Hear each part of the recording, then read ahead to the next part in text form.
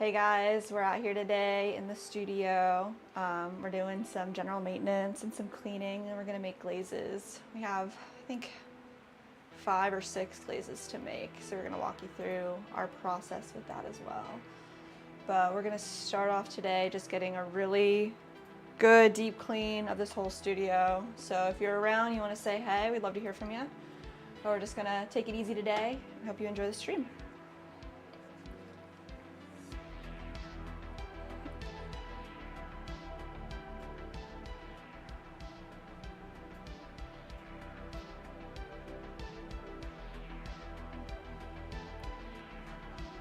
This pulled up, the chat pulled up.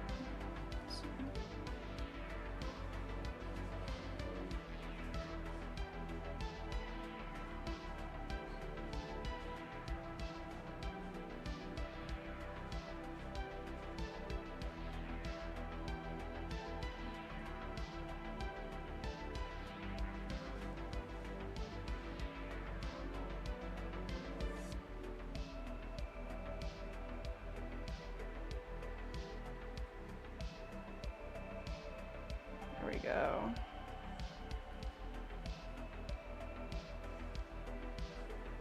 She could flip upside down. That'd be pretty dope. It's alright.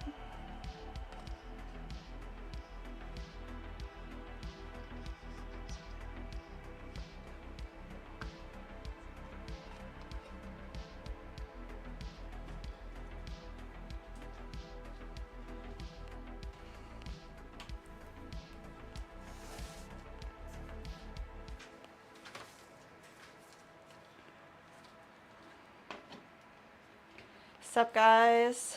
We are out here doing some general maintenance today in our studio. We're gonna deep clean everything. We're gonna wedge up some clay and we're gonna make some glazes. So what's up?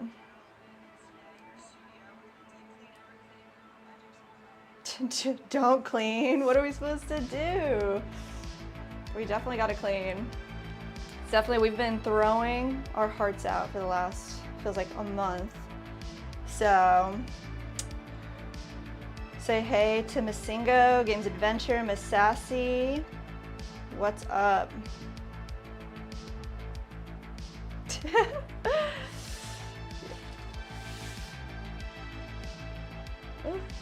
Yeah, so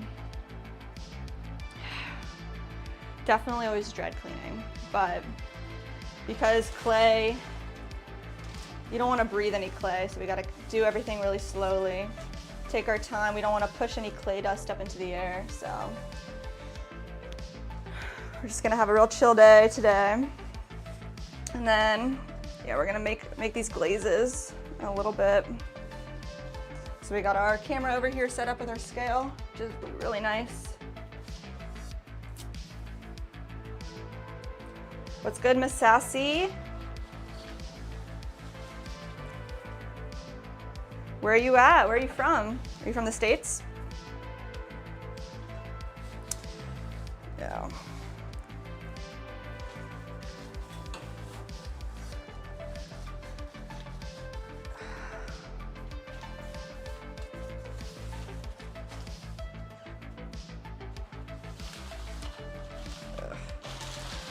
Yeah, everything's got a ton of clay all over it. It's nuts. But our place actually has hardwood floors, so we put down this white tarp to keep any dirt and clay and water off the floor. We want to protect our floors. So this is like a really thick, like 6mm tarp we lay down.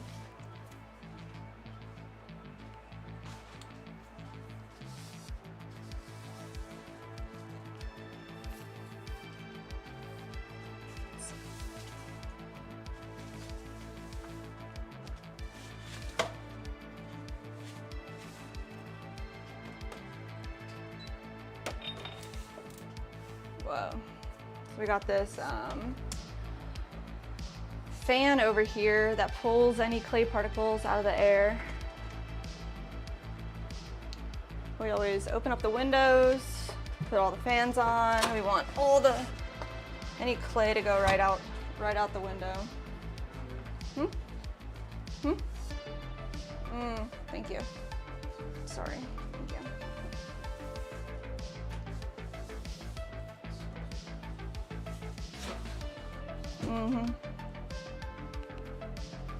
Let's put this fan on.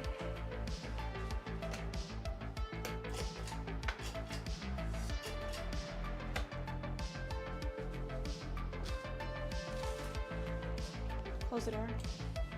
Is it okay? Okay.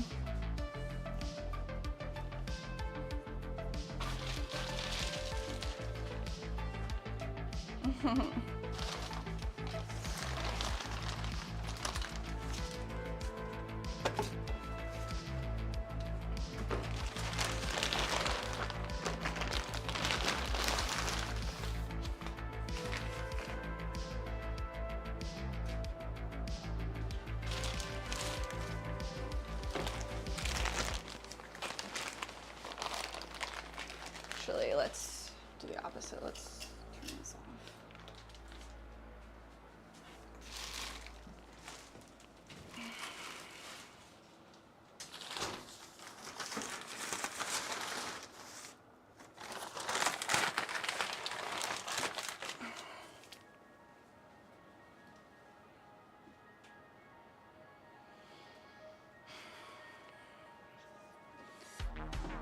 All right, guys, we all know clay is a messy, messy business. So we are doing like a dry sweep to start cleaning, just softly. We're not pushing any of this up into the air. Just want to keep our broom on the ground and push everything together. And then we're gonna hit a quick mop.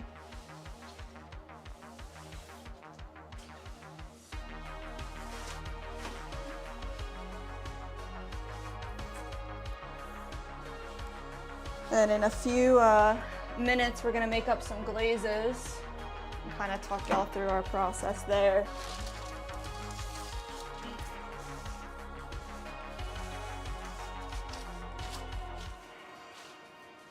And then once all that's done, we are going to actually get our pieces processed that we pulled out of the kiln today and make some glazes. Glaze them up. Let's see.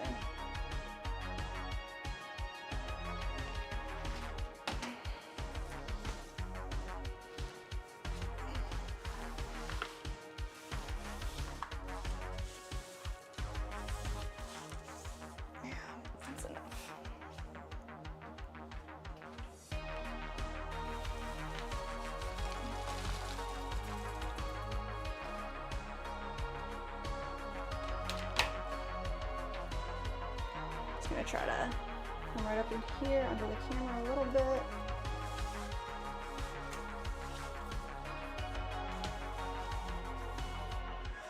When we're trimming everything, all the clay flies everywhere. It's insane.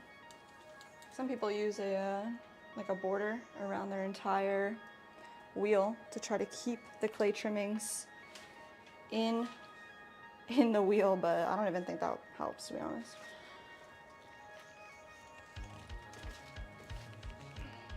Okay.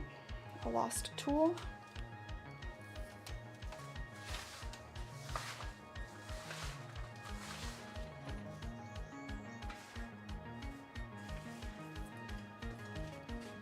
Yeah, so another thing you can do to keep the clay dust out of the air, or at least down on the ground, spray some water in the air, and it grabs any particles, pushes them towards the ground.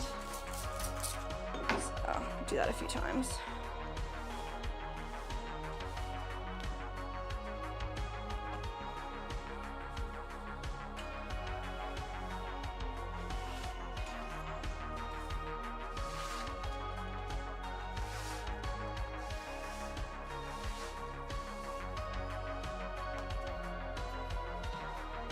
Try to do like an extreme deep clean about once a month. We just want to make sure everything is in order. I don't want it to get too crazy. Let's see.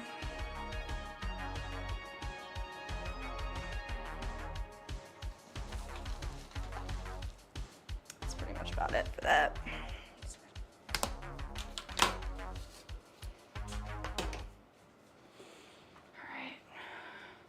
So we have our shelving units here, and they're covered in clay right now. So we're gonna roll them up, and we're gonna clean off the shelves. Let's see.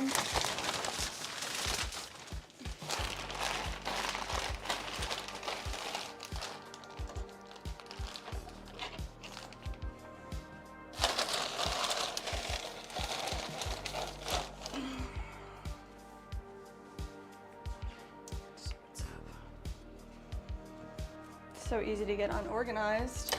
You gotta keep everything together.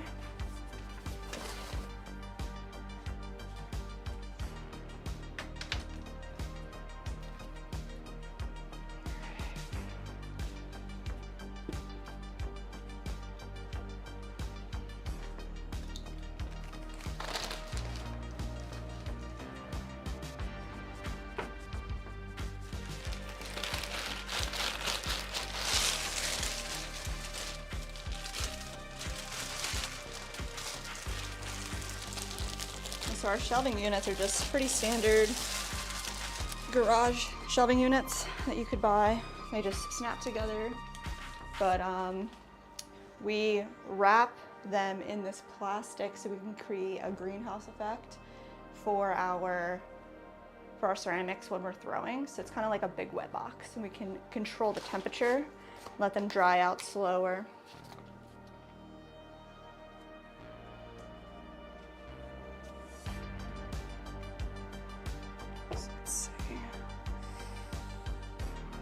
Definitely to prepare for the next step, like for glazing, we want to get all of the raw clay off of these shelves.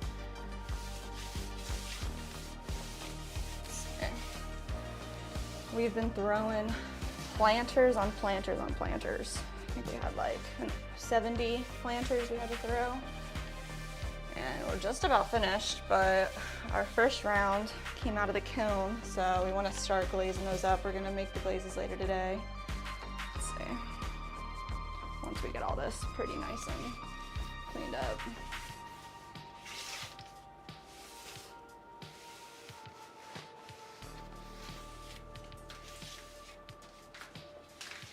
Yep.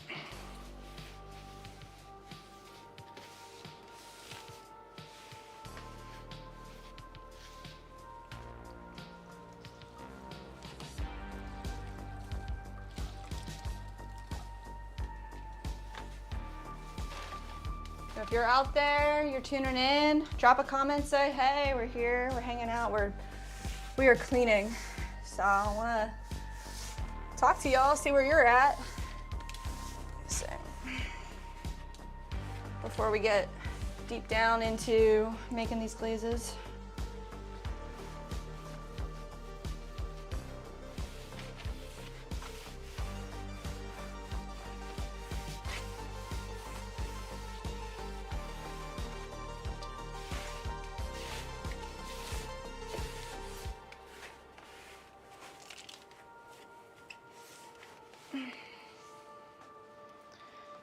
Doggo Girl, that's a dope name. What's good? Drop your location. Are you in the States? We're out in Lakeland, Florida. It's hot. It's hot as hell today.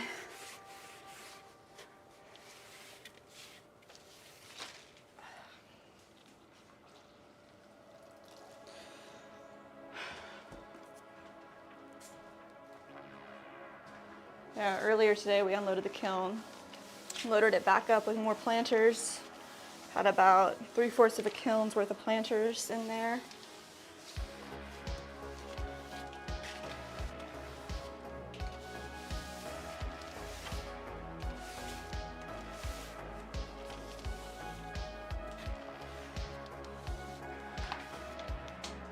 Whew.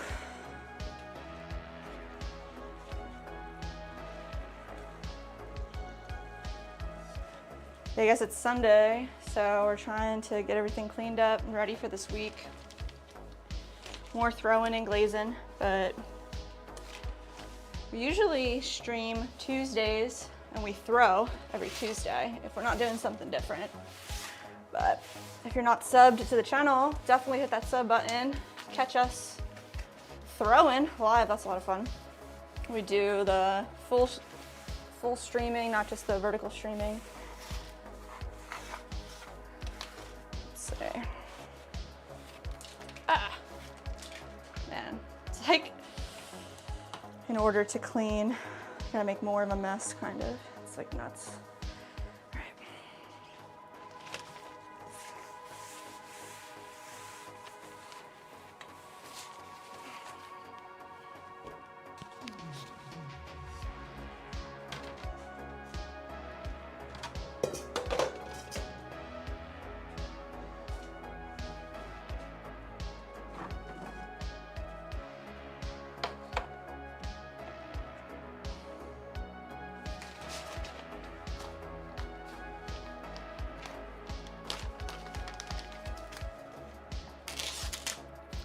Need to put some new tape on these guys.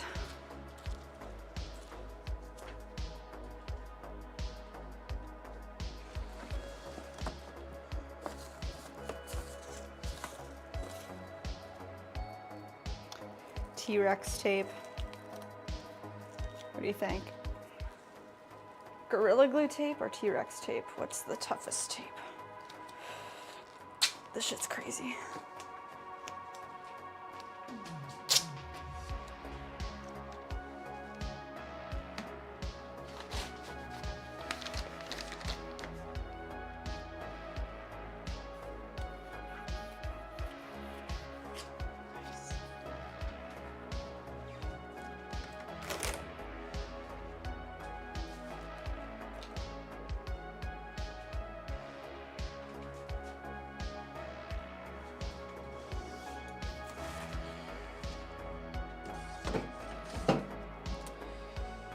We are out here. We're gonna make some glazes in a few minutes once we get this area tip-top shape, nice and clean. Yeah, I'm just using some water on these shelves. Drop a comment if you're here, say hey.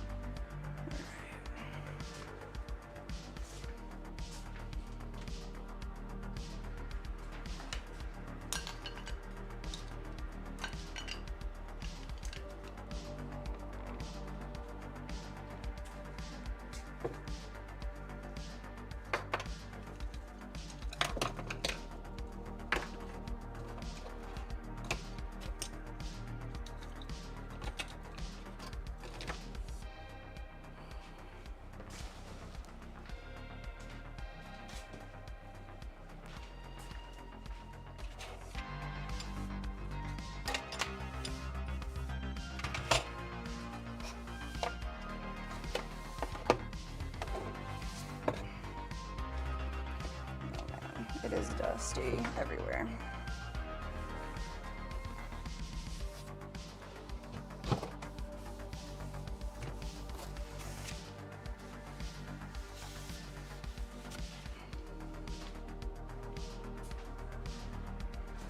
So we actually get all of our glaze chemicals from the same place that we buy our clay. It's High Water Glaze in St. Petersburg, Florida.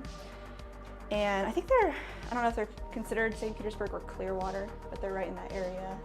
And they're awesome. So they sell all the chemicals in bulk, and those chemicals are pretty much mined minerals from different parts of the world. So it's just natural occurring rock sediments. They grind them into powders, and then chemistry allows an amazing thing to happen. When you add some glass into that silica, into these glazes, and when it melts in the kiln, it forms different colors and it makes all the pieces food safe. So we have to first throw the pieces and then fire them at a lower temperature. It's about, I think it's like 1800 degrees, and that's cone 06 on the kiln reader. Then we pull those out, and then we can wash them off and glaze them and dip them in these liquid glass. It's liquid glass pretty much that we're creating. And then we'll refire them, and it'll get up to like 2300 degrees. And then all of that will solidify, making the pieces all food safe, and they'll be covered in glass, so you can use them however you want. And we are creating those glazes today with the raw minerals. So we have about 14 different glazes that we use consistently here, and they are like a combination of glazes that we use, like lots of layering. So I think in total we have, let me see, 4, 5, 6, 7 glazes, and then with layering we have 14 good combos that we like to use. So if you ever want to see all of our glazes, you could head over to swancityceramics.com, and inside each item, everything that we sell, the last photo is a glaze chart, and it shows all 14 of our colors. So you can choose any of those colors for any piece that we make, and we glaze them for you. So each piece is made for you, so they're individual, made to order. And if there's something that you want that we don't have, we will figure out how to make that for you, or buy a glaze that fits your needs. Somebody recently wanted like a really dark blue. So there was this blue that we used a few years ago, and I pulled up that picture. It was exactly what she wanted. So we're actually gonna make a small batch of that today too, which is pretty cool. So we'll have that one for her. She wants like a matcha bowl set, I believe, in those colors. Well, it's just a medium blue. Yeah.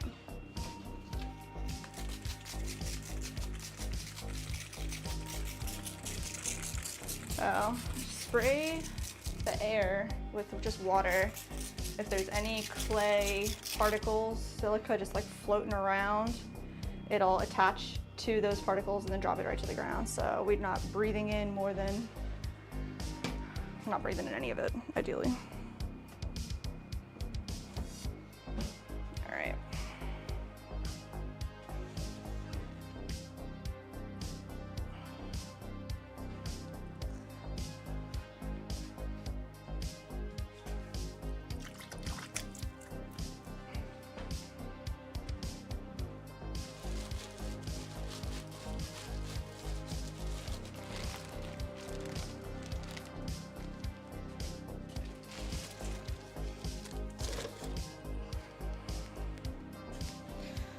So our floor is definitely looking like it needs mopped, but I think I'm gonna save that to the very end of the day. But let's see what we got going on here.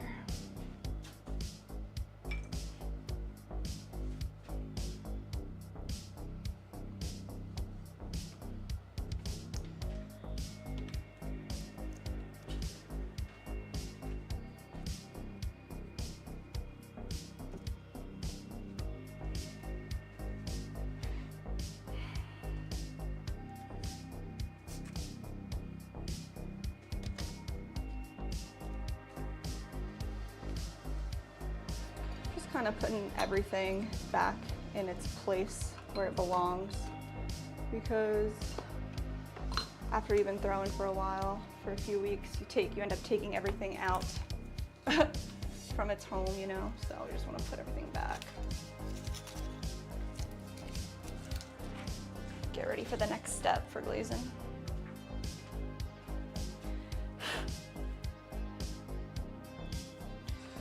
All right, y'all. Let's see.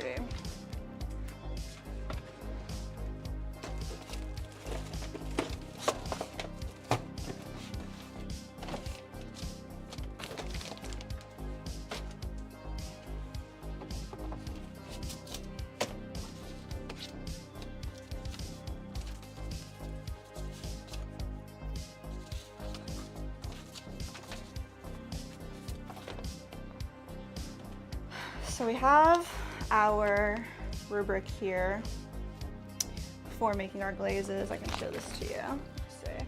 It's definitely a lot of information. So it's all of our glazes, and we are going to go through and make I think we're gonna make 6,000 gram batches of everything.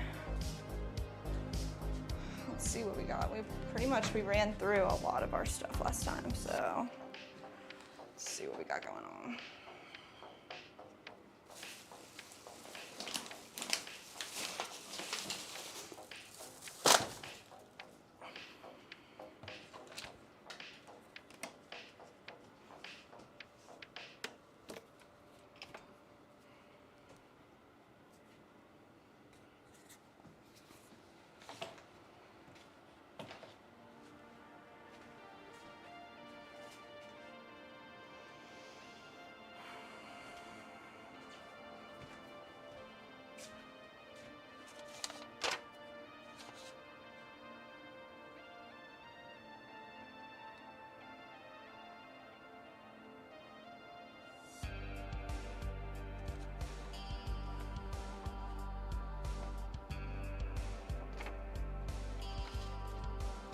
I wrote this down here. We want to make 6,000 grams of pink opal, 6,000 of our turquoise. Gonna make 6,000 of our clear,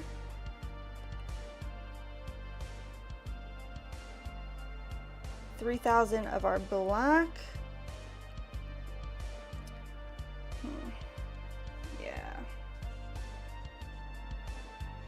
And 6,000 of our orange, our Florida orange color. Let's see, we just gotta get super, super organized.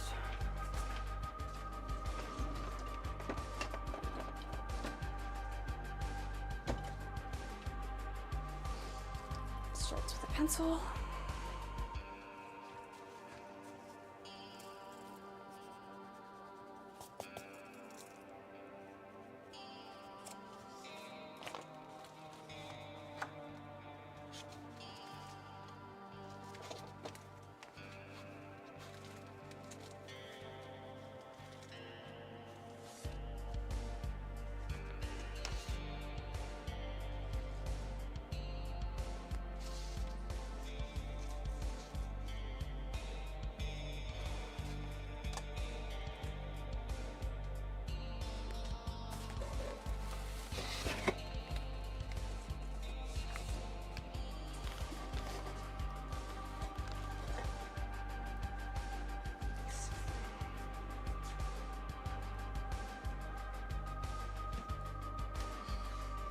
Just gonna run downstairs and grab a water really quick. We'll be right back.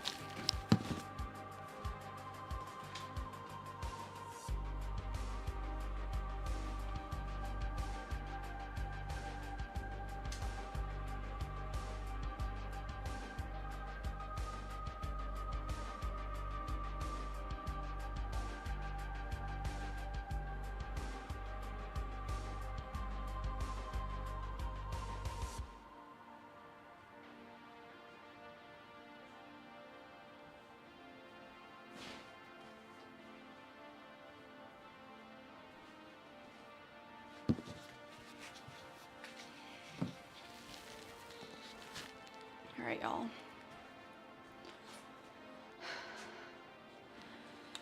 Yo, what's up, Jonah?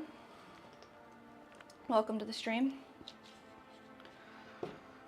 We are prepping ourselves mentally to start these glazes, to start making these glazes. We need to get it together, and I need to make sure that we have all of our correct scales, everything's weighed out correctly. We know what we're gonna make today. We just need to pull the chemicals out. We keep our chemicals back here. I don't know if you can see them in the desk area. Underneath there's a few boxes, so we're just gonna pull these out.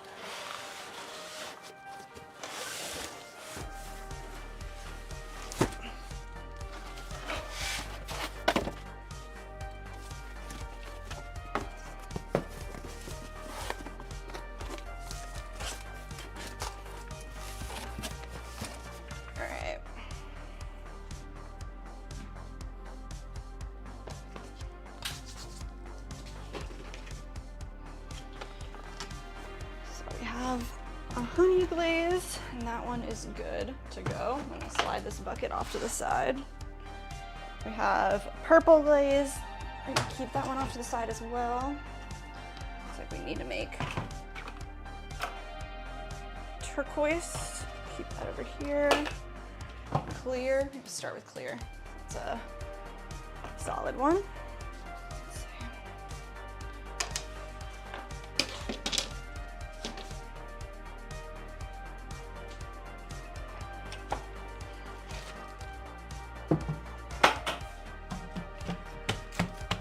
It's our reclaim bucket. I don't want any glaze in there. Let's cover that up. So here.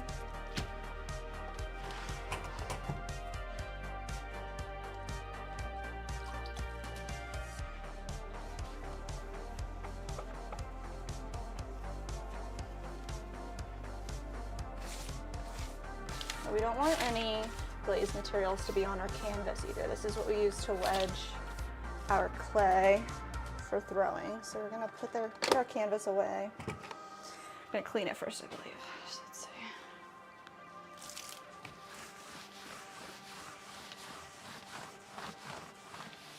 Probably go out back, hose down our canvas and hose down our apron, all of our bats after this as well.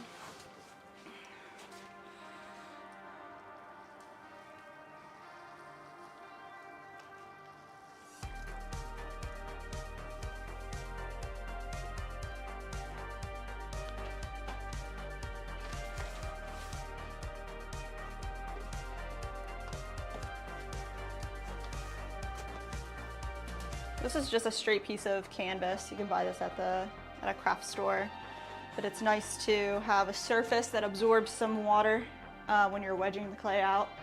Just like organizing all of your clay balls for throwing. So this is gonna sit over here while we're working on our glazes. I'll need that out.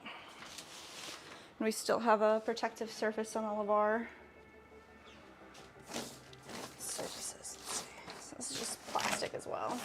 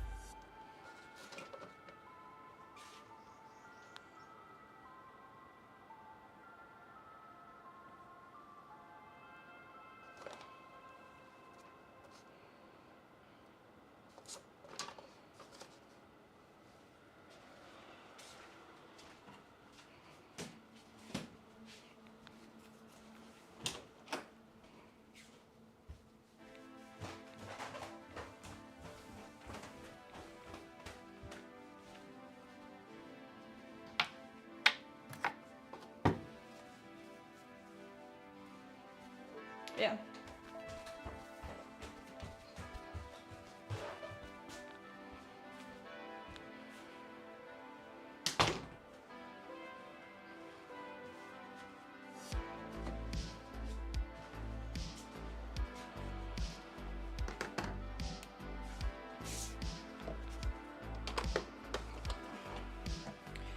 All right, guys, here's the deal. We just bought this scale for weighing out packages. It can weigh up to like 400 pounds, but it doesn't have grams associated to it. So when we're weighing out all of our glazes and our raw materials, it's all done in grams to be as precise as possible. So we're not going to use this scale today. We're going to use a smaller scale. It goes up to 4,000 grams. Let's see.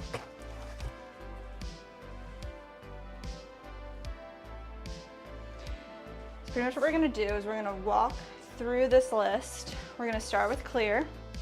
Our clear glaze has a diamond kaolin. It has Gerstley borat, a silica. It has a soda feldspar and a whitening agent. So each one of these has an associated gram amount to add up to 50, it's a 5,750 grams. So we keep it in this like plastic portfolio binder that we can put right into our 3-ring binder, but this is also great because we can use a dry erase marker, and as soon as we finish one item, we can cross it off and we can go right down this list. Shout out to Sharko in the chat. Thanks for being here. Let's see. So,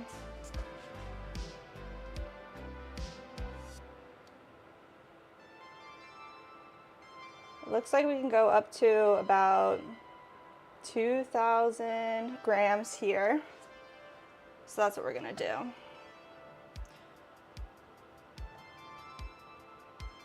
Keep this guy on grams.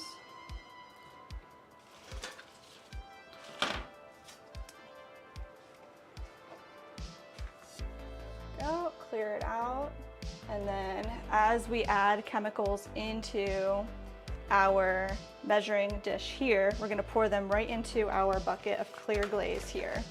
And then once we have all of our dry chemicals mixed, we're gonna mix those up one time together so that they consolidate. And then we're gonna add about half as much or 2/3 as much water into our glaze, and then we sieve it through this mesh strainer twice. So while we are measuring out raw materials, we have to wear a respirator. So if you want to say something in the chat, please do. I'm happy to like be here and talk to y'all. I'm gonna have this crazy mask on for a little bit. So let's get into it. This is our respirator. It's a 3M mask. It's rated for small silica particles so that we're not breathing in any small toxins.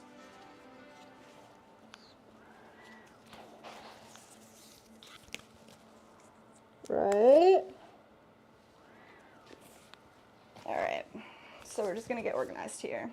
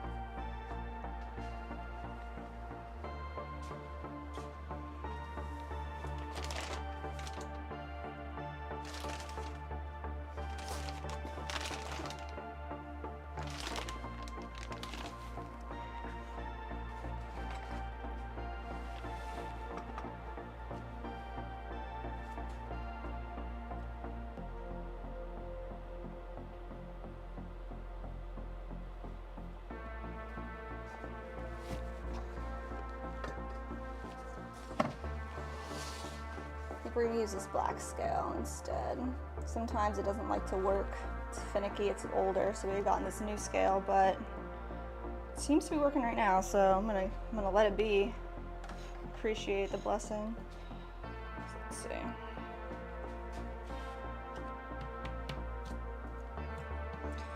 So we're going to start with our diamond kaolin, which is clay, actual ground up clay, to add into our glaze, 625 grams.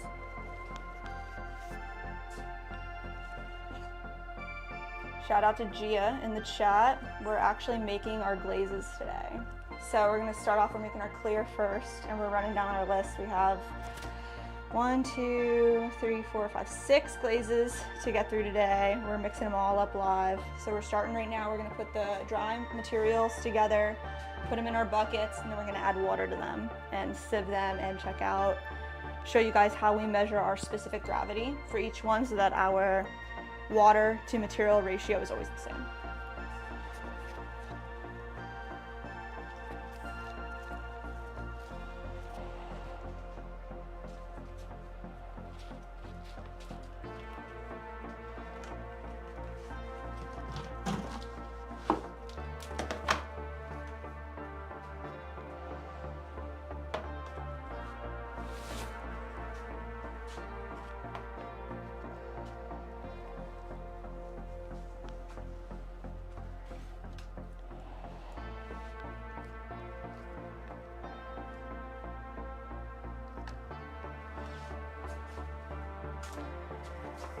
All right, I don't know if y'all can hear me.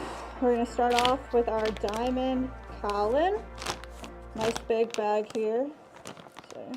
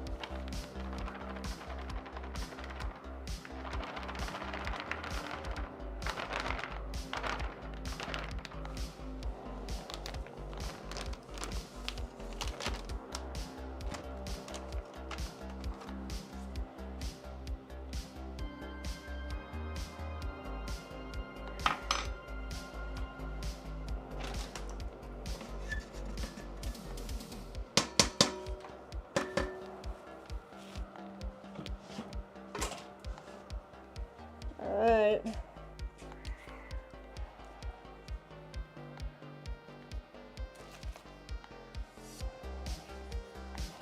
So we went through the diamond kaolin. We're moving on to Gersley borate.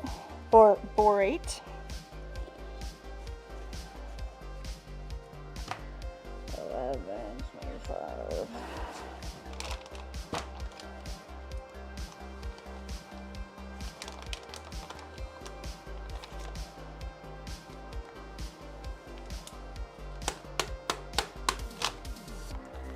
So guys, we do have this right here. We have the window open. We have an air purifier fan right here. So we're mixing these chemicals indoors, close to the fan with our air purifier right there. So any particles we're pushing out into the air instead of keeping them enclosed in the space. And we're also wearing a respirator to stay safe.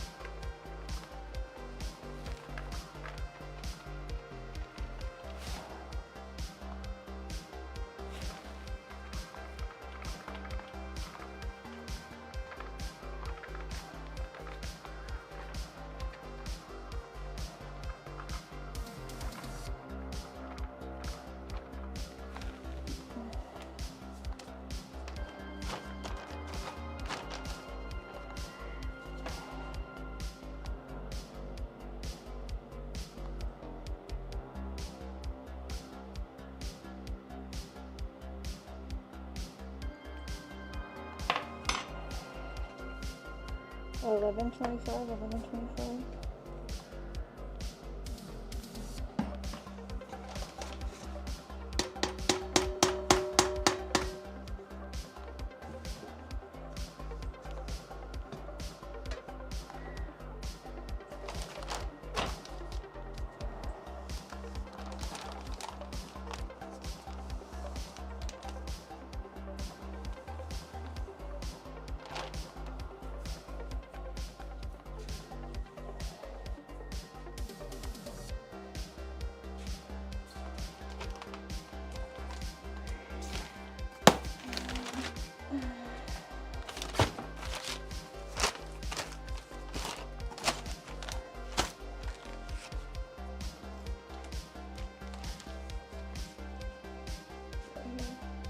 Silica.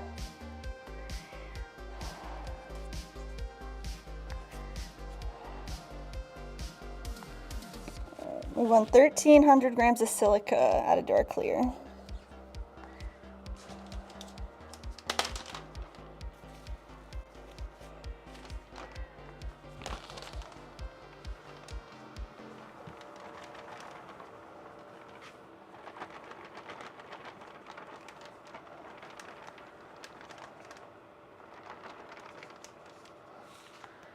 One, 3, 1, 2.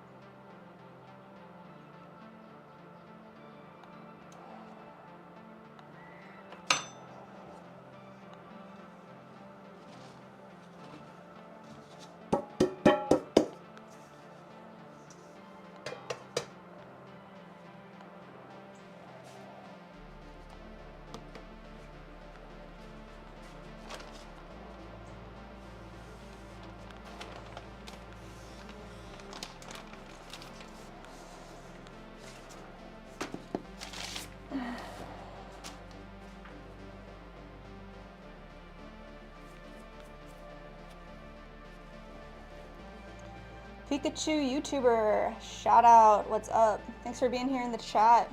We are making glazes today. We're starting off with our clear. We are running through this list. We have about 5, 6 glazes to make. About halfway through our dry materials here for clear, and then can explain the rest of the process. We're gonna add a bunch of water to these, mix them up, and then sieve them through a mesh strainer. So if you have any questions about this process, feel free to chime in. We're going to be back in a second. I have to wear this respirator when we are using raw materials.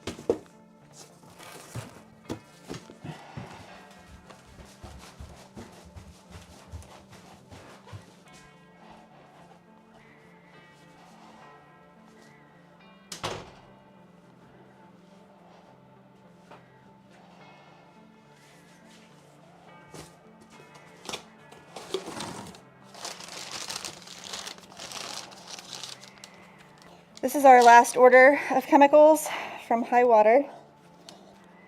Okay.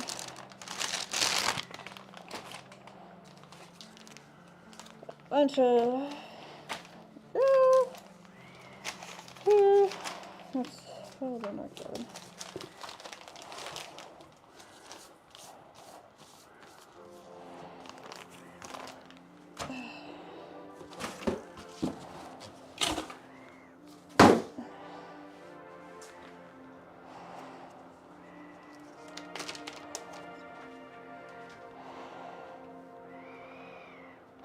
2187. 2.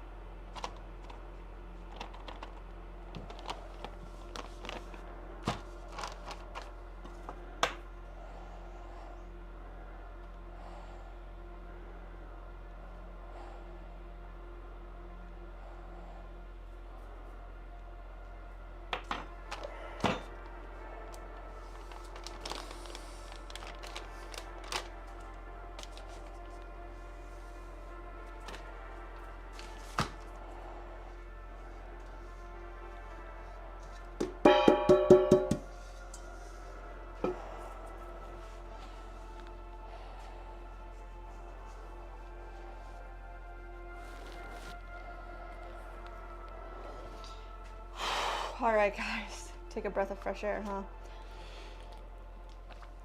Our first glaze had 5 components. We just finished mixing them all up in this bucket. So what we're gonna do is slowly add water to our mixture here. We want it to be just the right consistency, kind of like a thick milk, like half and half. That's what we're going for. Each glaze that we have has a different specific gravity that we like to use because we dip our glazes. We like to keep it around a 1.4. It's just a measurement that allows you to keep consistency with how much water to like materials that you have. So the way that we measure that is it's a comparison between the weight of actual water. So it's like measuring the weight of the raw materials in water. What we'll do is we'll take 100 milligrams of water and weigh that out in grams, and then weigh 100 milligrams, or put our glaze in a beaker that has 100 millimeter measurement on it, and then read the weight. And we're looking for the correct weight there. So we're gonna start off here. We're gonna add a bunch of water to this. This bucket's about half full right now with raw materials, so we're gonna add a little less than equal parts of water into it, mix it up really well, and then sieve it through a strainer twice. So we'll sieve it into another bucket and then sieve it back. And by that point, any extra minerals that didn't need to be there won't be there anymore. Everything will be the right grain size.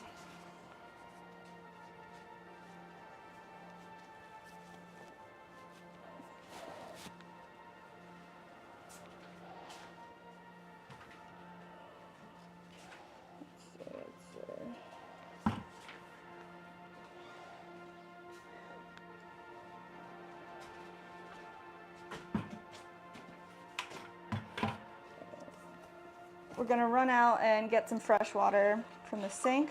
I'll be right back.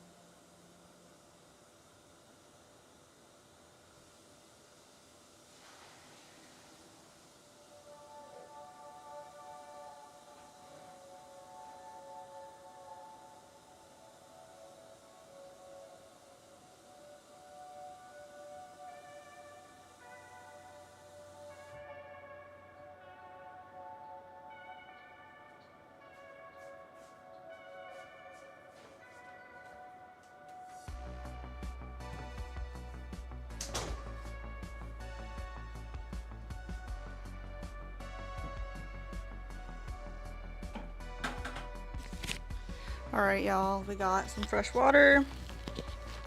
Let's get hooked up.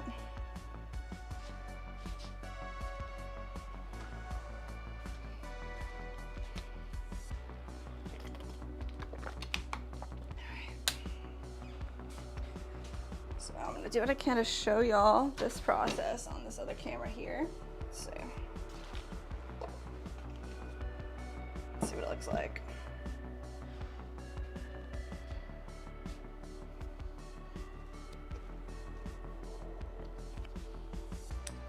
It'll have to do. All right, so we're gonna add water into here and mix it up and then sieve it. So while we're mixing, you'll see some dry particles get into the air. So I'm gonna wear my respirator this again this time.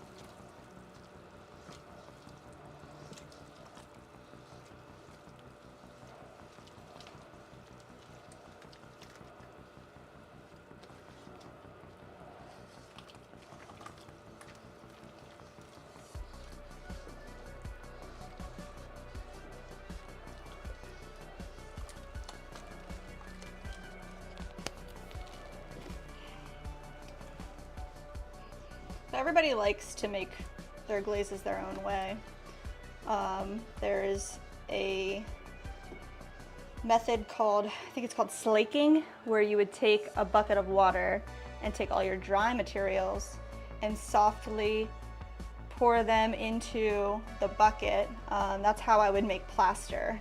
You would use that method called slaking. And I've done that before with glaze making as well.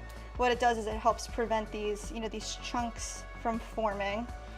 But because we're in this tight space, like that method causes a lot more dust to come up. So we're just doing it this opposite way. It doesn't take too much, it doesn't take anything away from the actual glaze itself.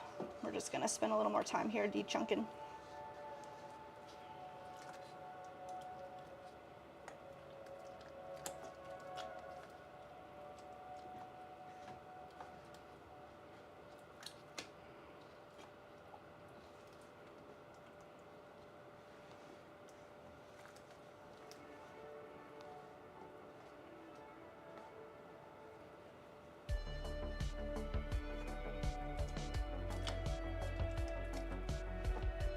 Once you sieve this twice, you don't have any more chunks. It just all melts together.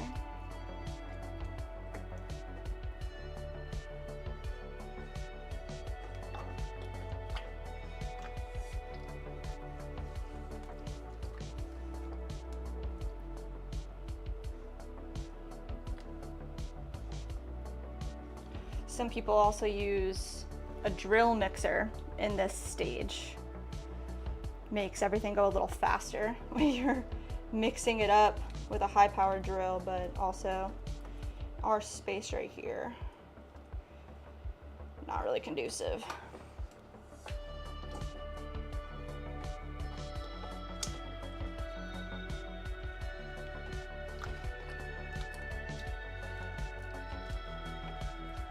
It's pretty thick, you can tell. When it goes through the sieve the first time, it thickens up a little bit too. So I might add another scoop or two of water right here. Just a little bit. Not a lot.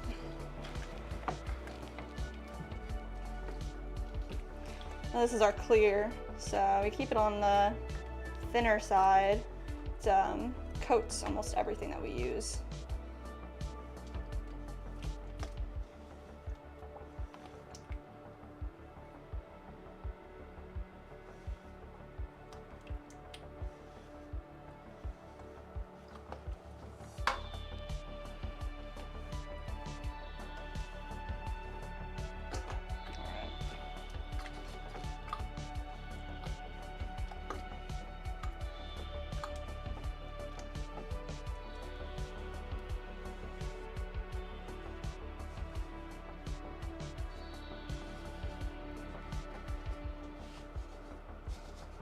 But we do have one bucket off to the side. That's kind of our wash station for any, like right now, if my hands are gonna be a little too messy, I'm gonna go over there. We don't have an industrial sink in our studio for making sure that no clay particles go down the drain. So we keep a bucket for washing purposes, and then we can empty and clean that in the yard, which is nice. Just a way to get around not having an industrial sink. You don't want any of these minerals or any clay particles going down your sink at all, your house sink. Just end up clogging it up over time. I'm gonna put a little more water in there. You can tell it's pretty thick still.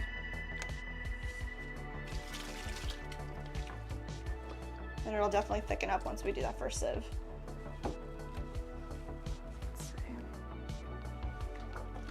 Guys.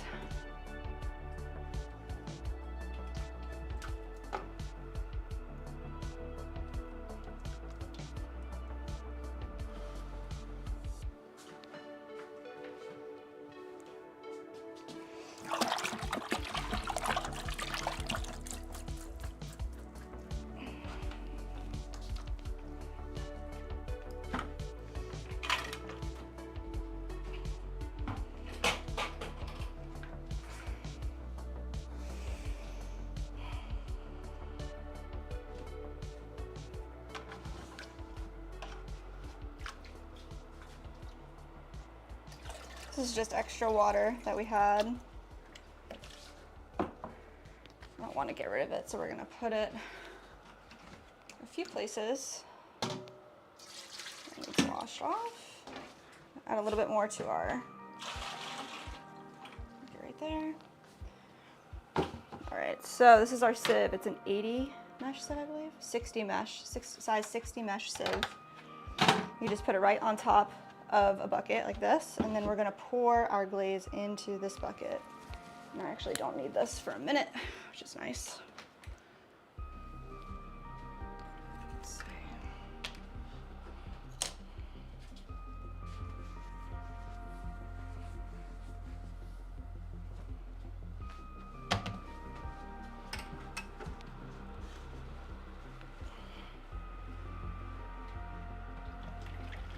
Oh yeah, it's pretty thick still. Half of it, pour it out in there, and then we're gonna push it down into the sieve. We add a little more water. Our mixture here, over here.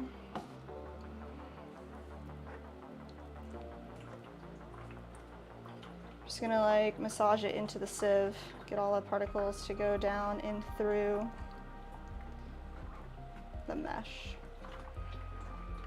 And I sell giant sieves like this that have like a drill mechanism that push brushes along the mesh to aid in this process, but that's a whole thing in itself as well. There's so many tools you can buy.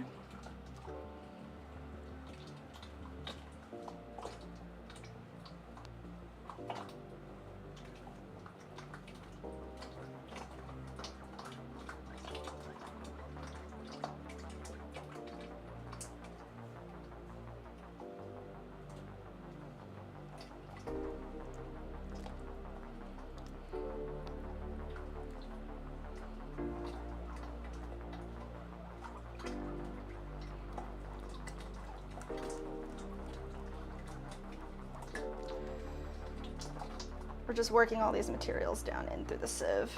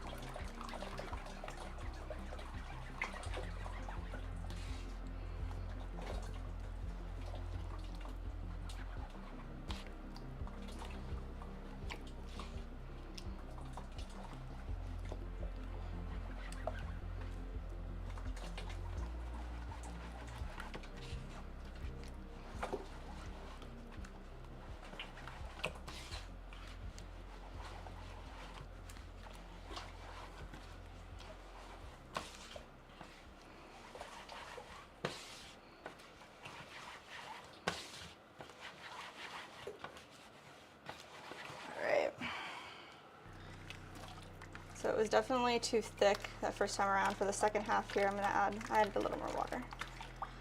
Try to like get this to go through a little faster.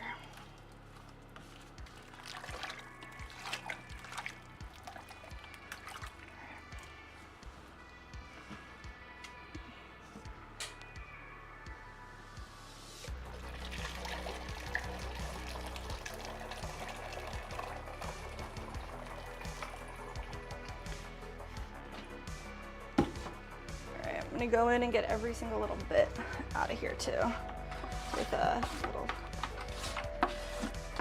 spatula type of deal, a rib tool.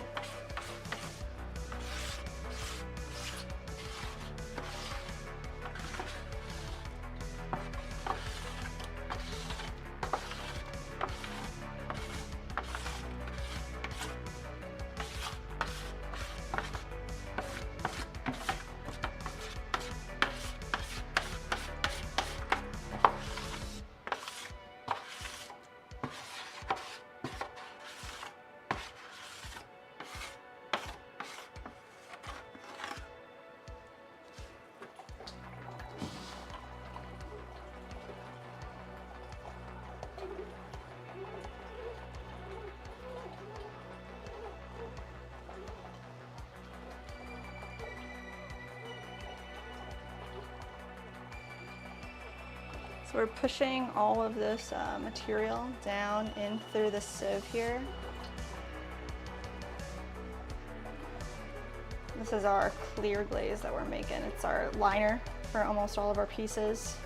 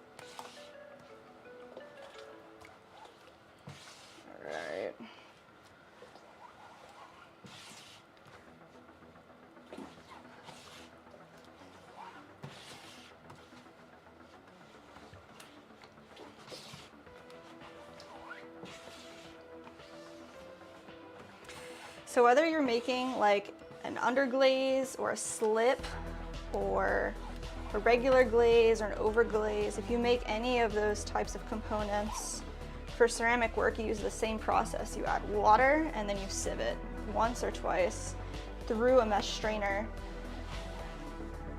And then it's up to you whether you want to figure out what the specific gravity is of that.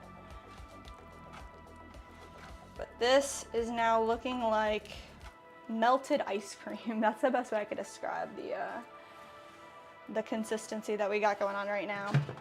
So I want to get everything out of this main glaze bucket into the sieve so that we have a fresh bucket to start off with.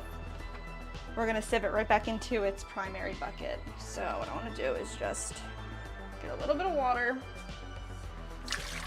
So, open this bucket. We're going to clean it out.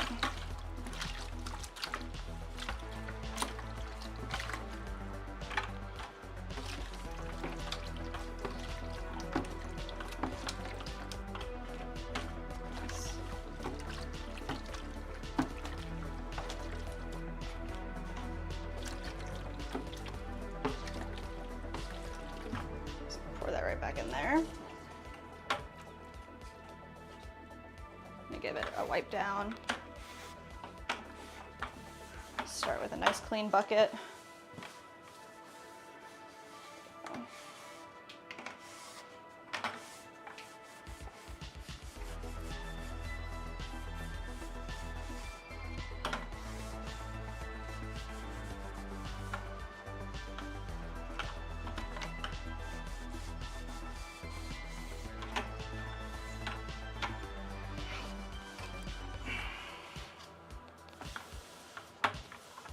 Go.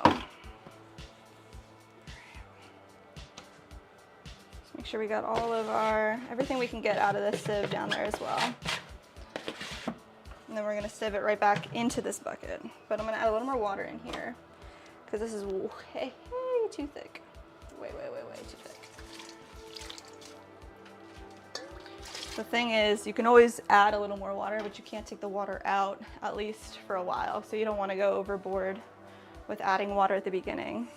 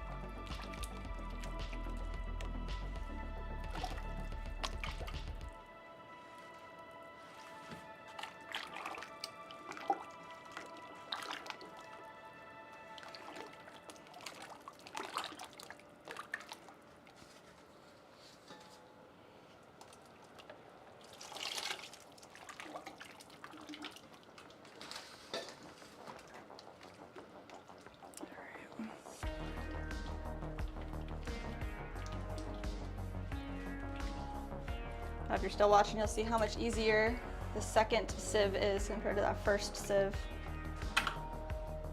Let's see.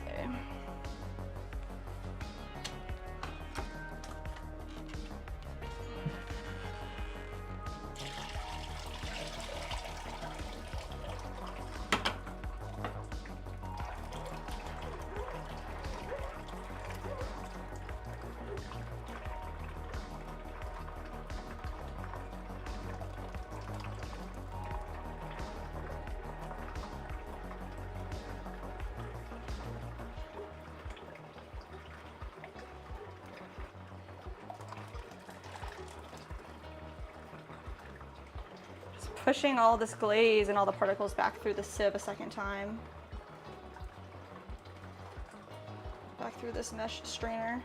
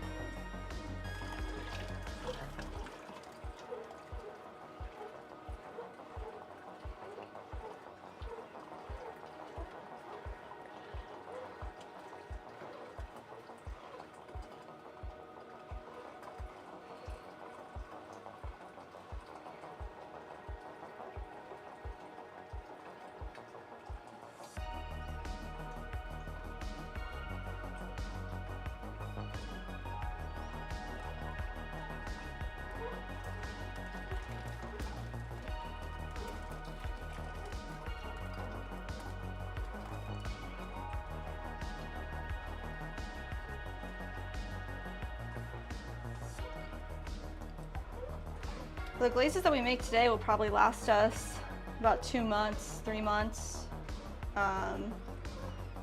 worth of products. And then every time we go to open it up and use the glaze again, we measure the specific gravity so that we make sure that the water ratio is correct, because after it's been sitting around for a week or two, the water will naturally evaporate out of the bucket. So more likely than not, you'll have to add a splash or two of water back into your glazes because it'll revert back to just being raw materials. But it really depends on how tight your buckets are sealed. At the end of the day, the water will evaporate a little bit. So that's even if you buy commercial glazes. It most likely will say the specific gravity on the glaze itself. So you can measure that on your own accord and make sure that it's set up, it has enough water according to the recipe of the manufacturer. There we go.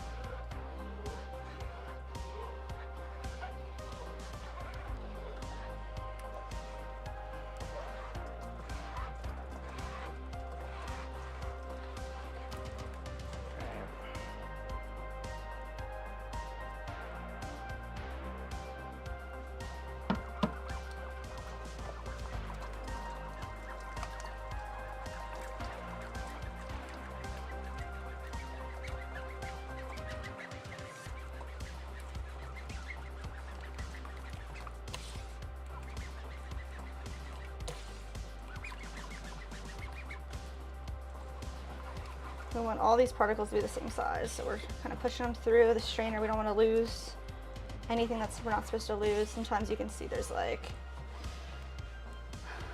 some fuzz or like something from the mine that might be in here, like a piece of metal or some hairs from a brush.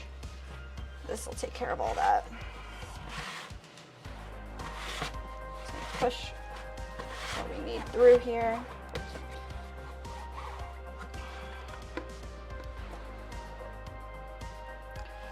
See, that's pretty thick still, but it's not chunky at all. It's super, super smooth. There's some bubbles you can see in here. That's just from aerating it, so those will disappear in a few minutes. But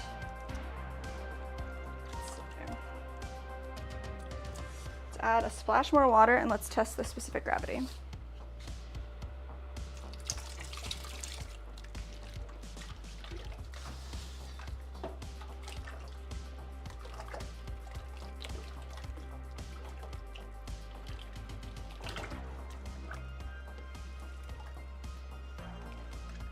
It's looking a lot more like heavy cream. That's what we want it to look like.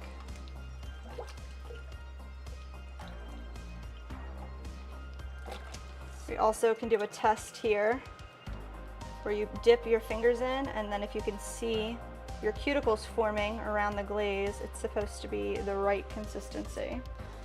But to each their own. Depends on how you like it, how you like to use your glazes, whether you brush them or dip them, spray them. People airbrush their glazes on, and then they need to be a lot thinner. So I'm gonna get this set up over here for quick specific gravity measurement.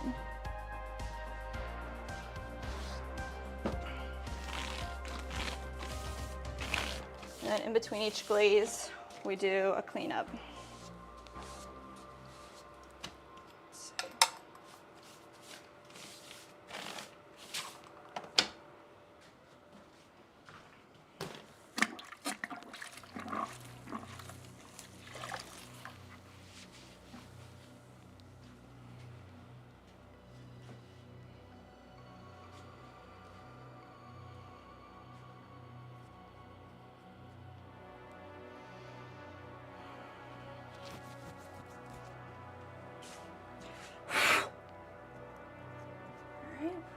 this.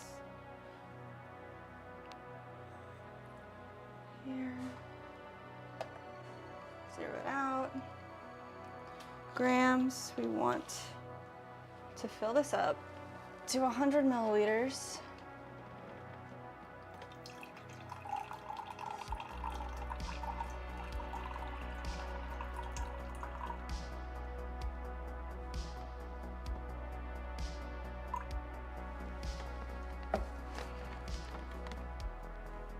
Going, like they say, the bottom of the meniscus.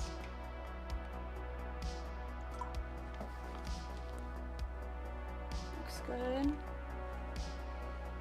Let's see.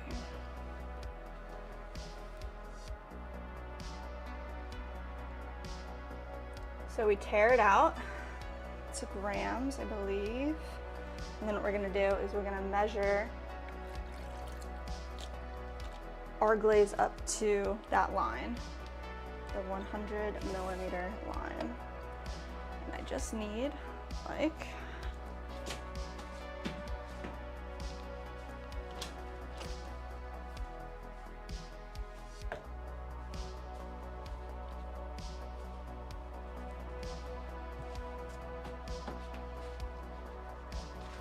go.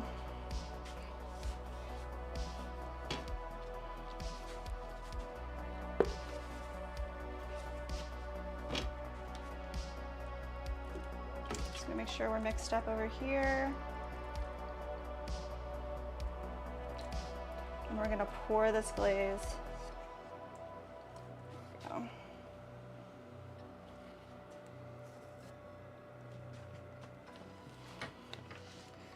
So we were at 97. So it was 97. Let's see if I can remember.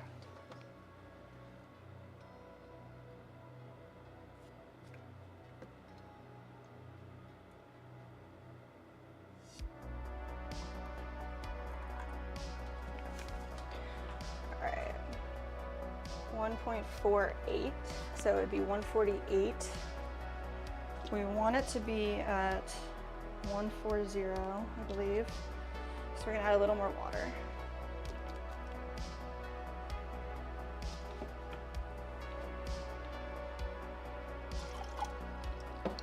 Like 100 grams more water. Let's see.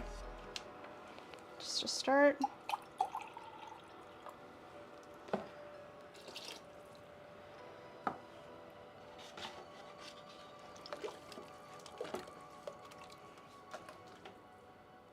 Sonic Plays, welcome back. How's it going? We're making glazes today. Let's see. What are you up to today? Let's see.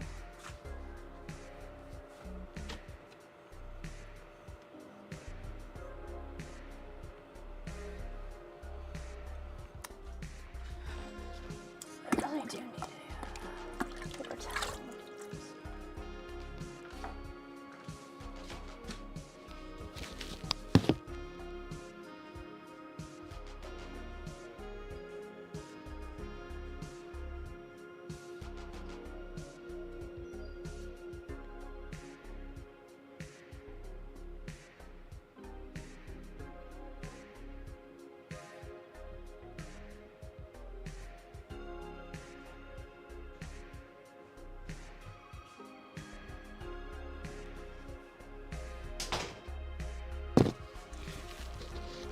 All right, y'all, let's try this again.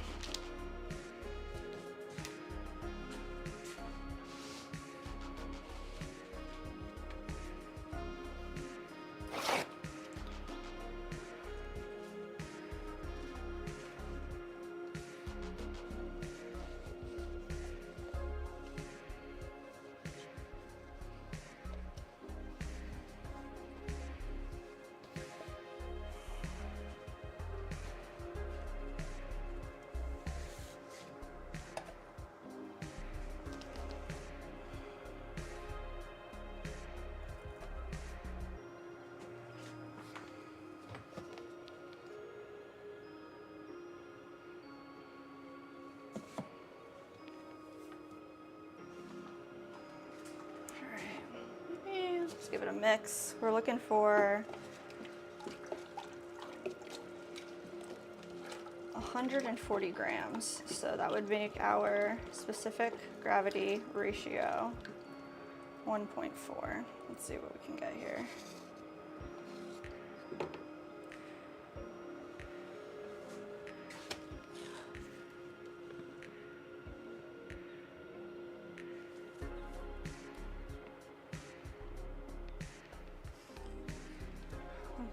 .47. We need some more water in there.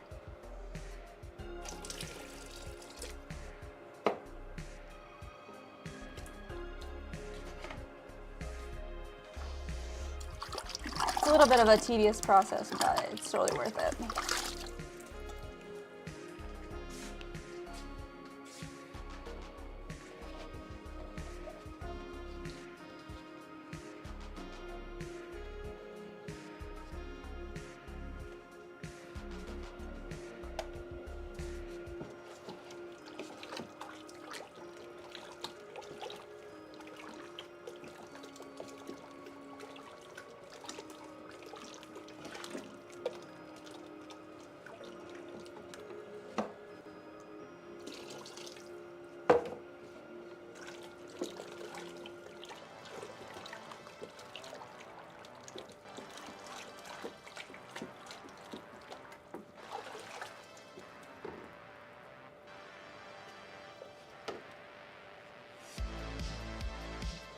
Alright, going for it again, 100 milliliters.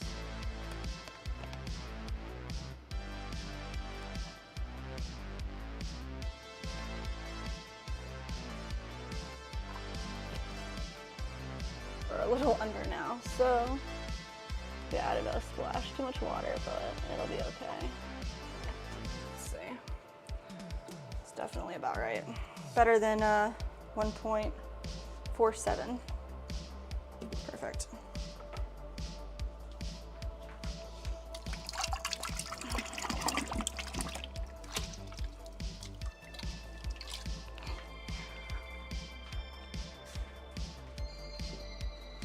All right, so we're just gonna wash these pieces out, and then we're gonna go on to our next glaze here. We have a bucket of water right here that we just use as our sink.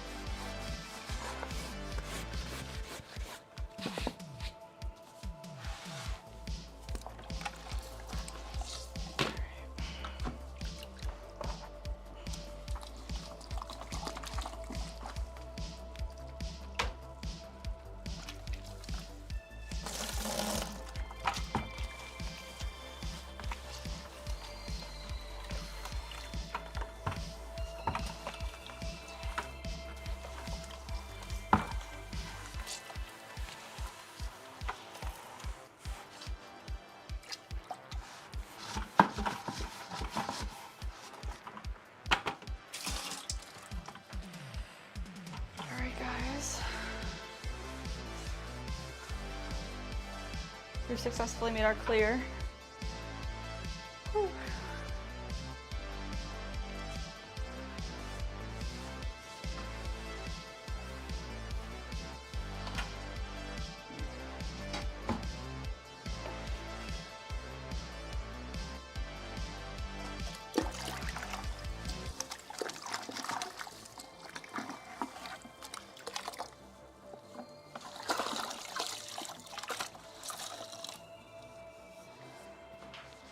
Wash all our pieces off again.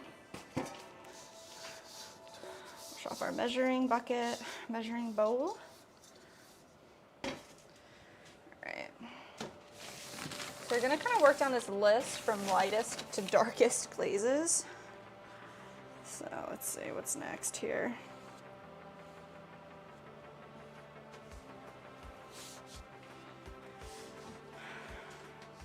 I'm gonna do a pink opal next, I believe. Maybe orange. What do you guys think? pink or orange next?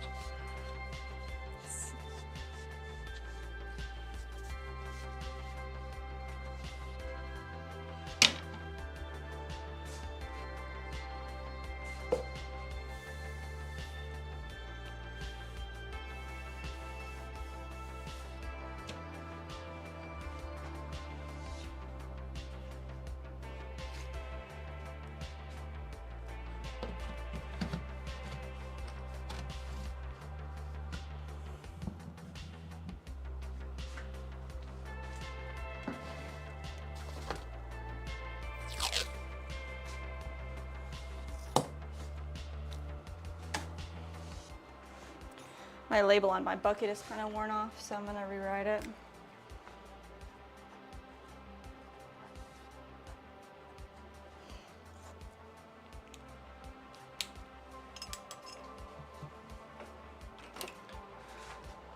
We can set this guy right off to the side with our other finished glazes. Nice. All right.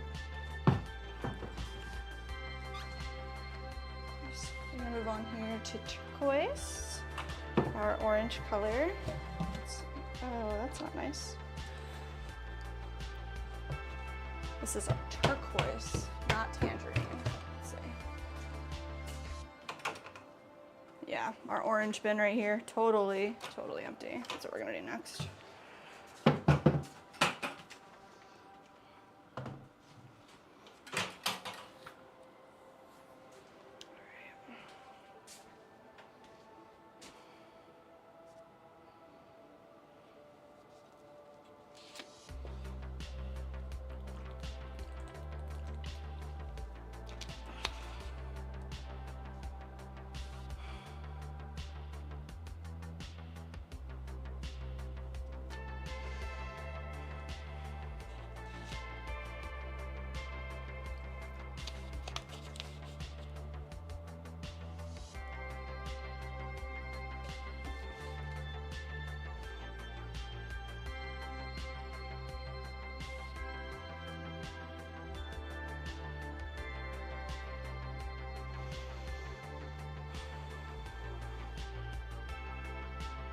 All right, guys, so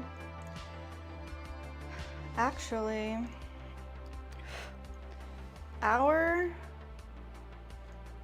orange color takes an orange stain, and they only had a little bit at High Water Clay to give us. They said they were gonna order more, but in our mason stains here, we've got ½ pound of our orange color. See if I have any left over on this side as well. Teeny tiny bit. So what we're gonna do is we're gonna measure out exactly how much we have and then see what our maximum amount of glaze that we can make is.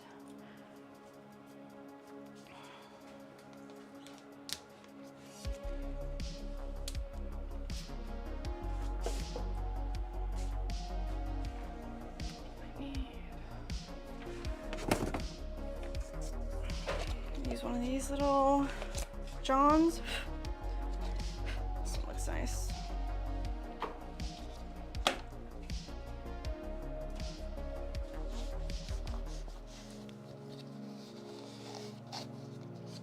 It's clean and dry.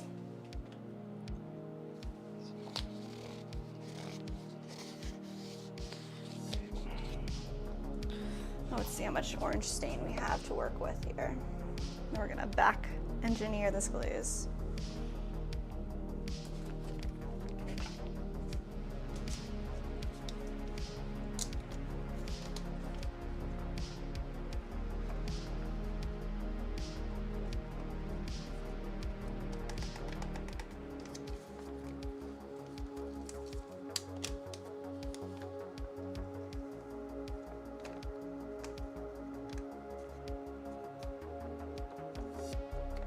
Our recipe says to make a full batch, we need 460 grams. So that's 8% stain.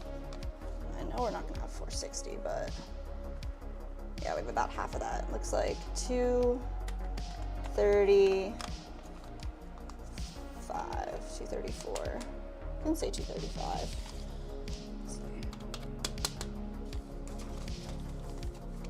use all of this, so pop this lid on maybe.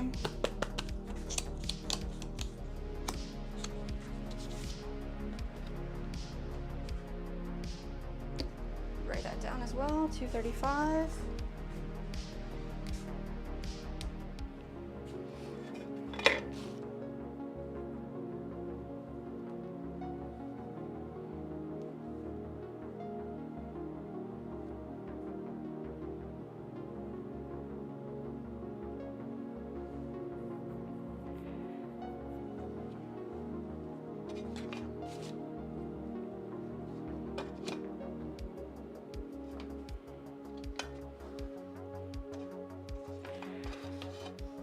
All right, guys, if you're here with me in the chat, say hey.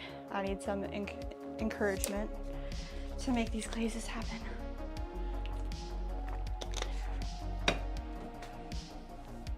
We can do it.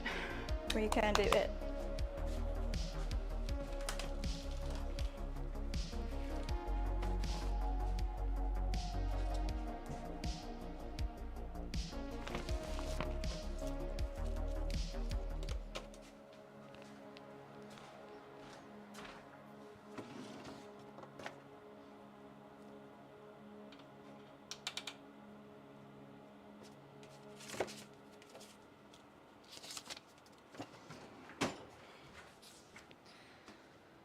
So we're gonna work to figure out how much glaze we can actually make with the amount of stain that we have. So we're supposed to have 460 grams of stain for a full batch of orange.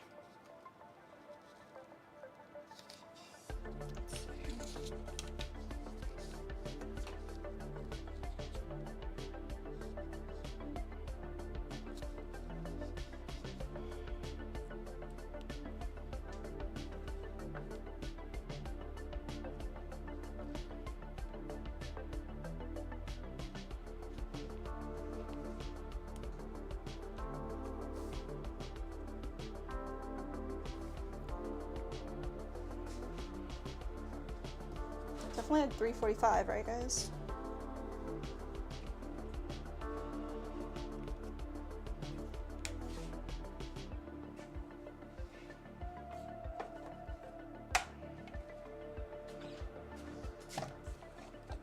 I know this thing weighs 20 grams.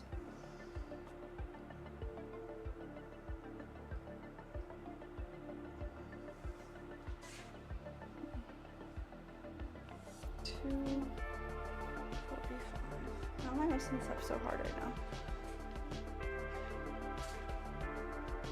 Where's that other one?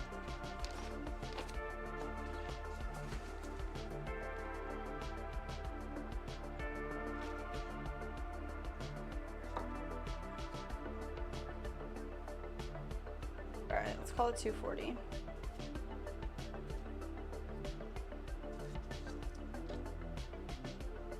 $240.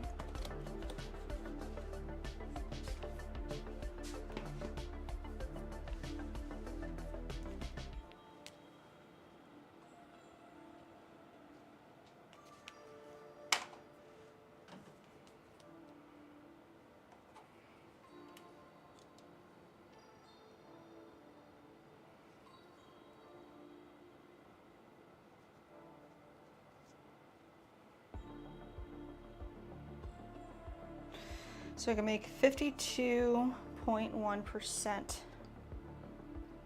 of this glaze. So let's grab the 52%.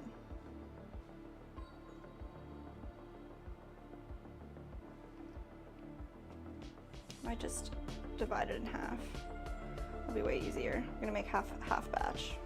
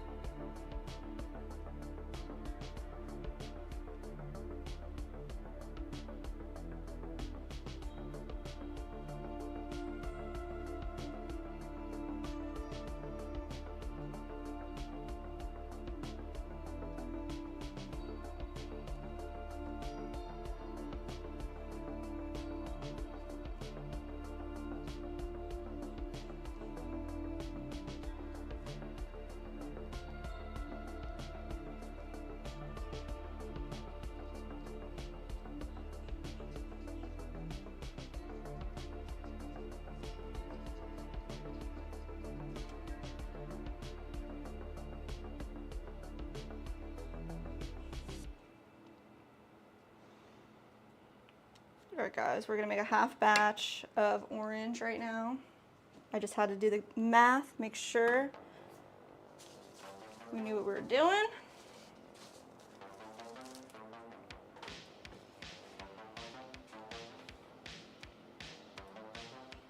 All right, friends.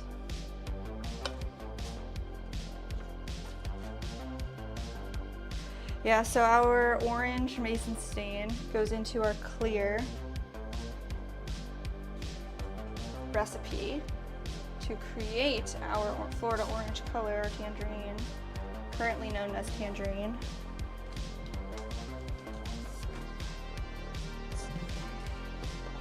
Nice. Gross bucket, smells kind of weird. That's what it's supposed to be, I guess. Let's see.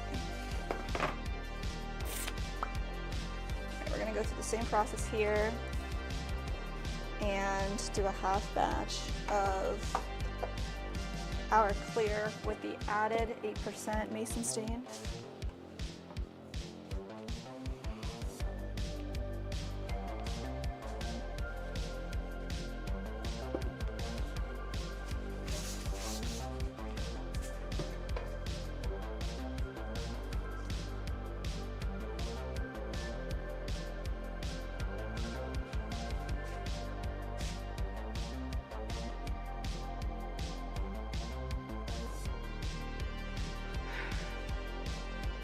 All right, pop this respirator right back on. We don't want to breathe any of these chemicals in. I'll see you on the other side.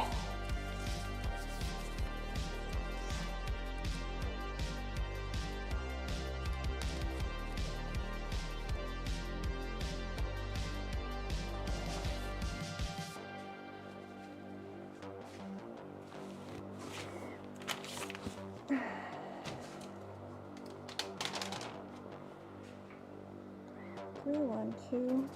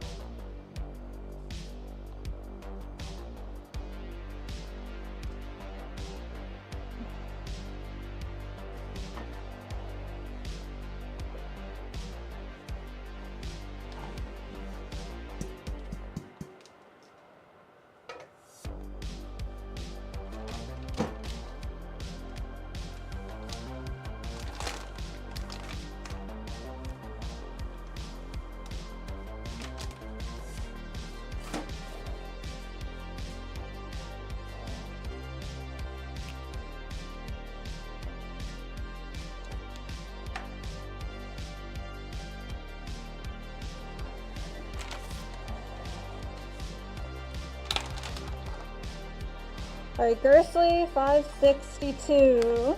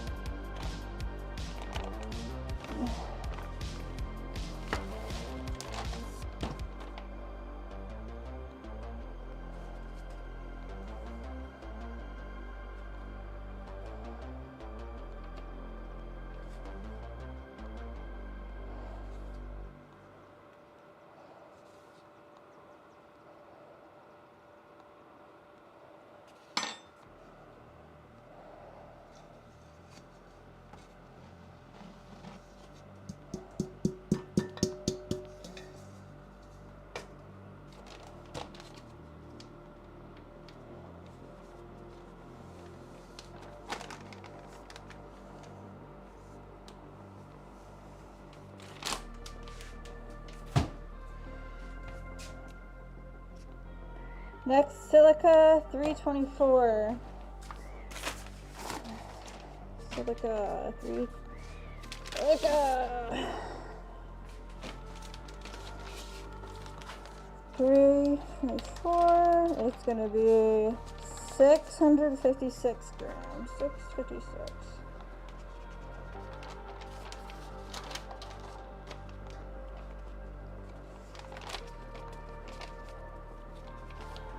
656.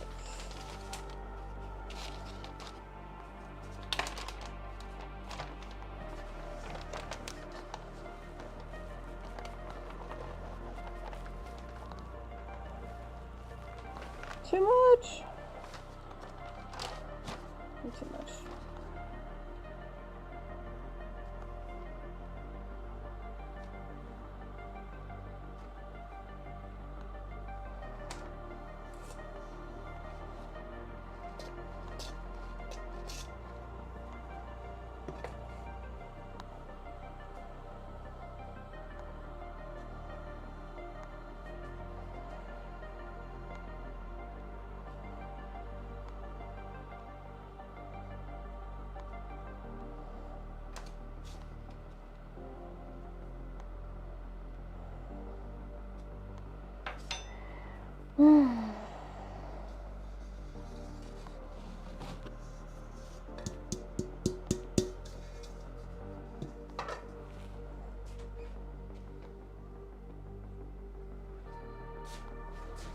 $6.56. Alright, we're going soda feldspar.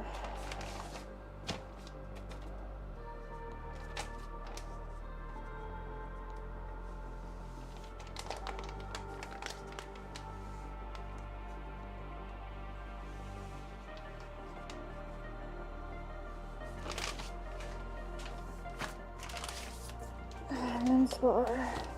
We want 1,094.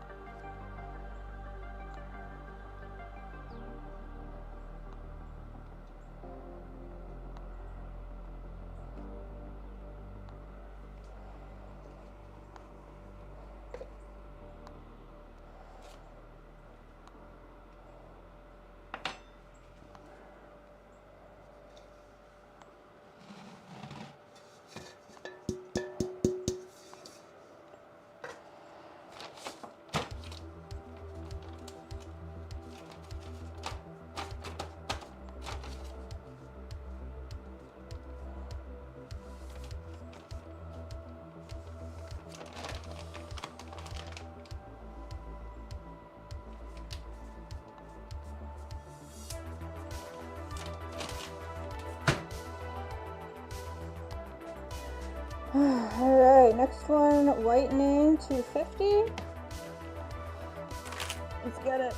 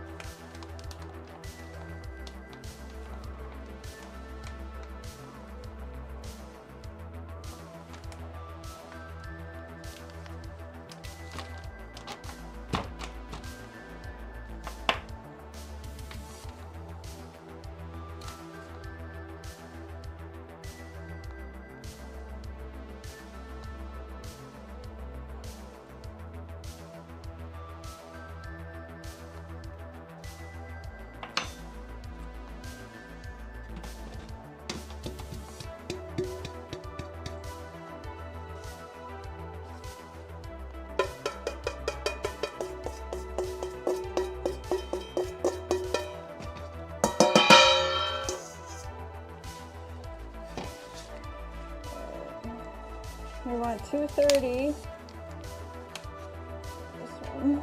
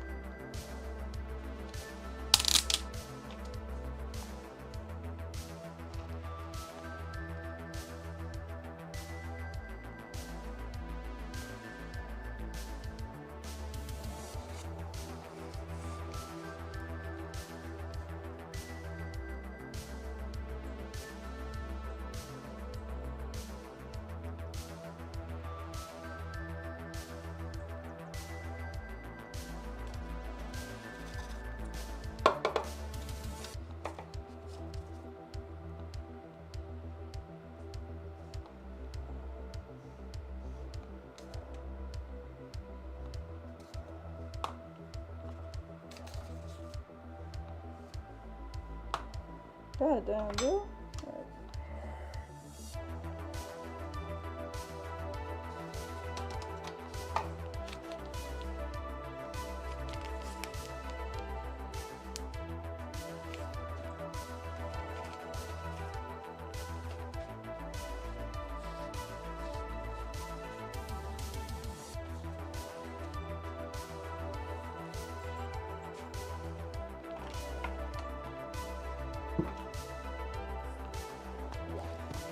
All right, guys, we're gonna get some water to fill up these to put inside of this raw material bucket.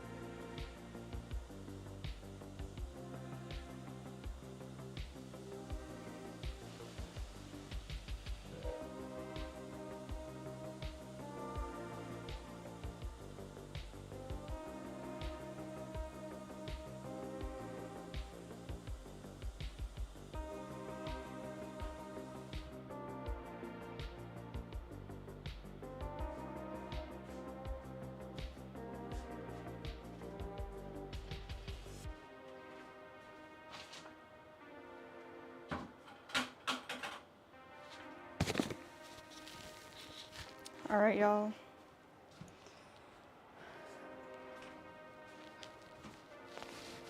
Welcome, welcome.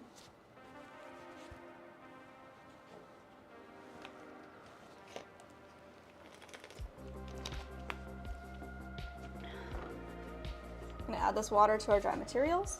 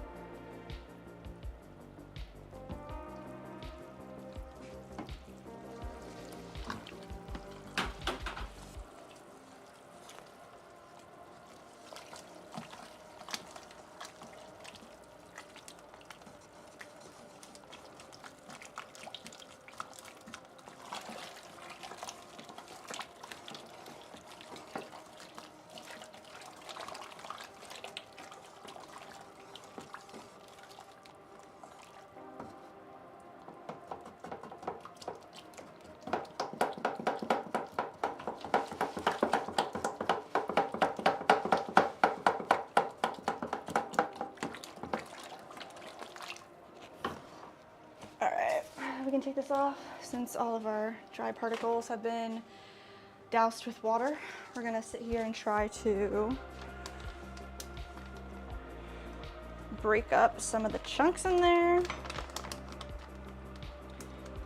we're gonna sieve it through a mesh strainer. Let's see. Should keep organized.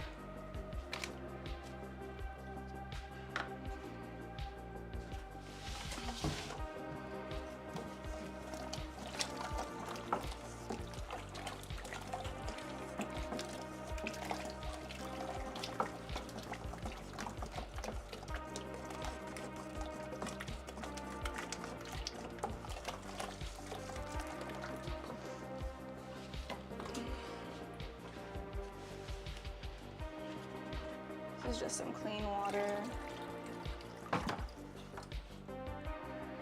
Maybe we'll need some more.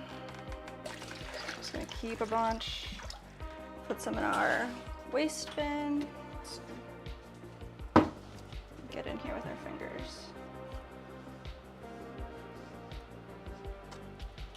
Oh yeah, some good chunks up in there.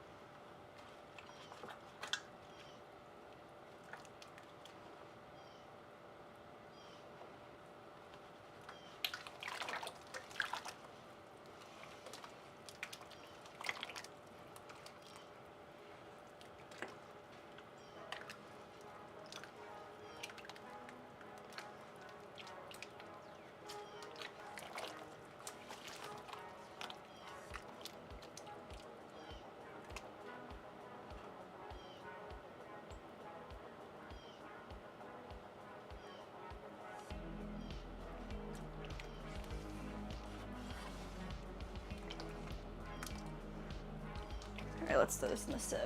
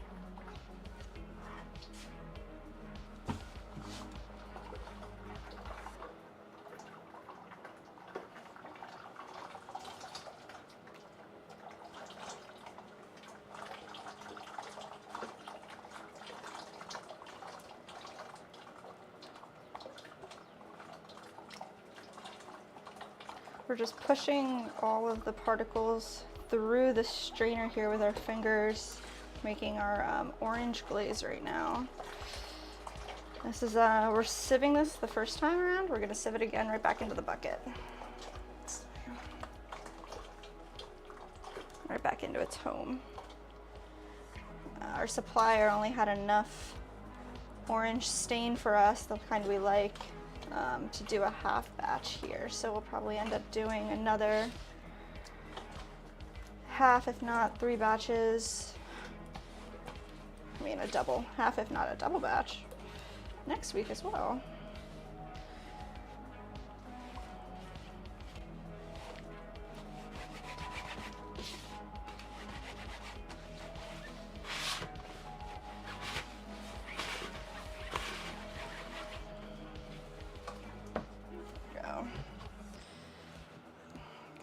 Off.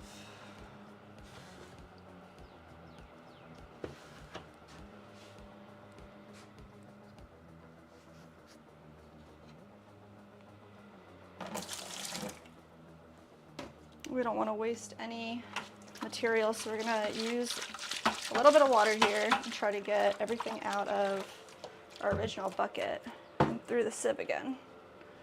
Let me see.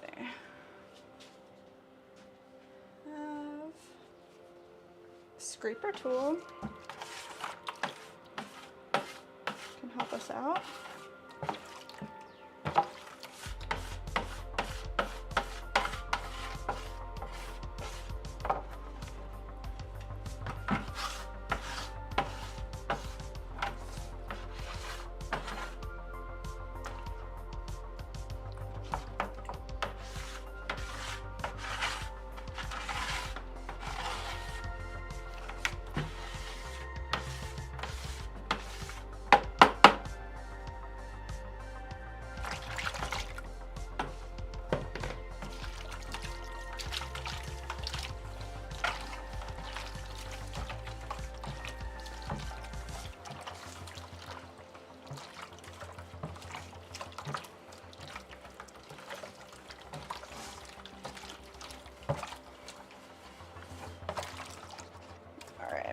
this last bit through the sieve, and then we're gonna wash this bucket.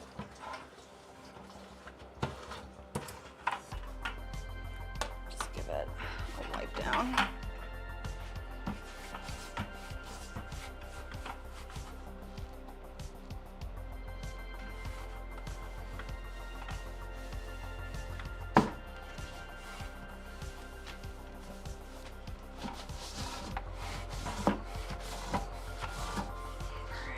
Pretty nice.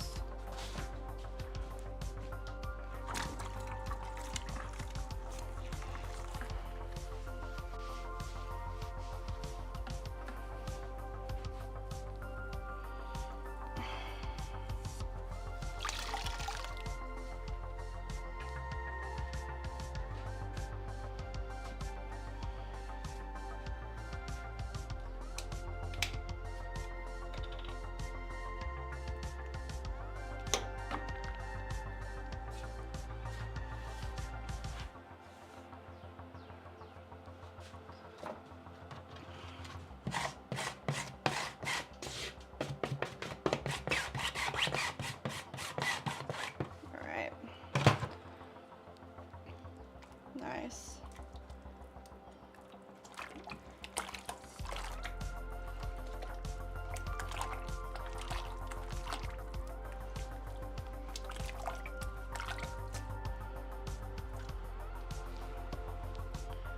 Pour it right back into its home.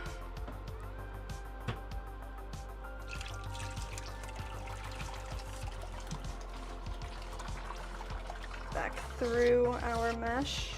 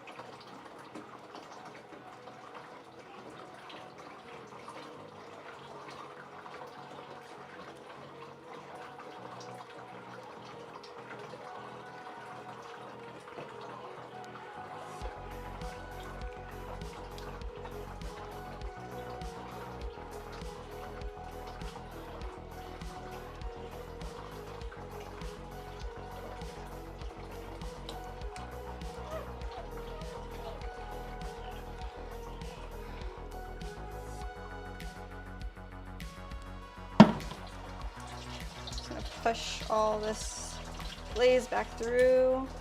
This will be our last sieve for our orange. Clean up. We'll move on to, I think, either pink opal or turquoise.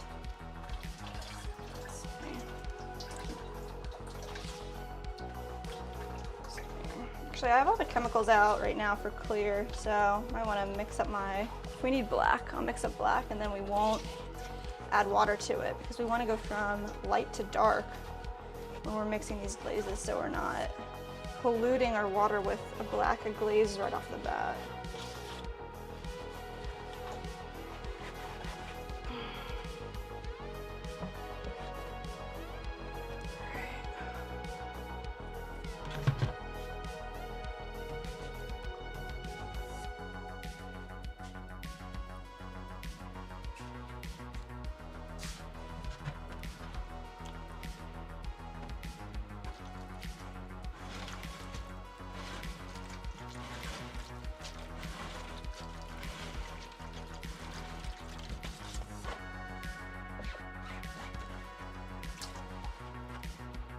Trying here to save every tiny bit of this glaze I possibly can.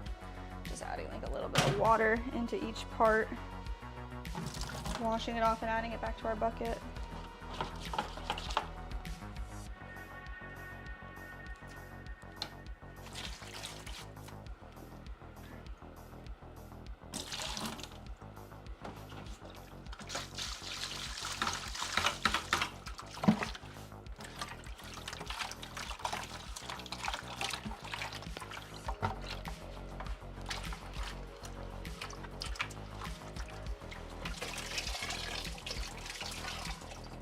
nice. Just check out our specific gravity real quick. But it looks really good. Let's see.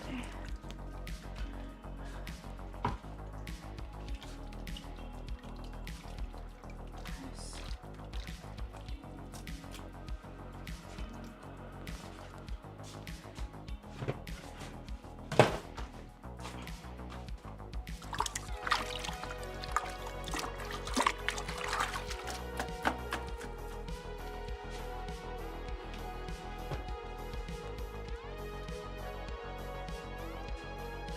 Let's do it over here.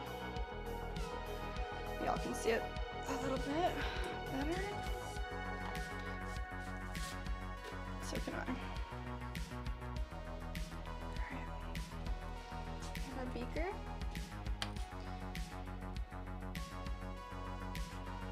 And we just need to grab a little bit.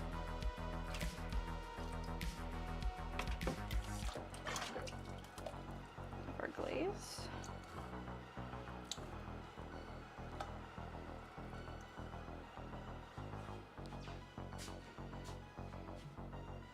We're going to tear it out and we're going to measure up to the 100 millimeter line and then check out the weight of our glaze compared to 100 grams. So we're at 150 grams to 100 milliliters, which means our specific gravity is 1.5, and we really want it to be around 1.4. So I'm going to add a little bit more water to this and then we're going to measure it again.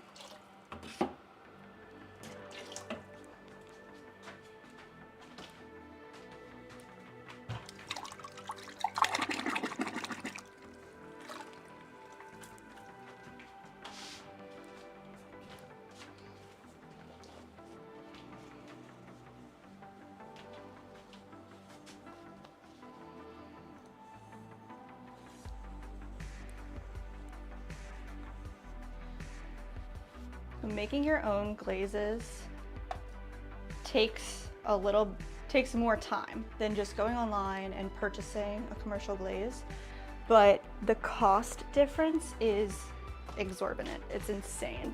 So take one of these glazes right here. These are two commercial glazes that we purchased. They're both 16 fluid ounces, right? And they cost around $20 to $30 a pint. So this is a pint, $20 to $30. You could maybe get some on sale for $15, maybe find one for $10, but normal price $20 to $30. We can make a 600 gram bucket, half of this bucket full for $30. So that's insane. Like, in my opinion, it's worth the time and the effort to invest in trying to make your own glazes.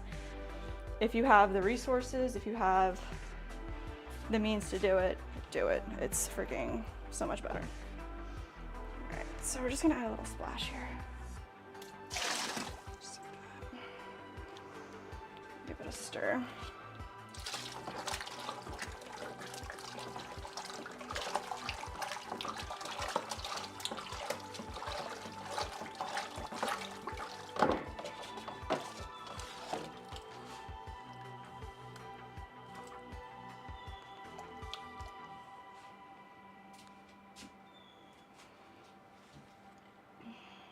All right, so it's at 0.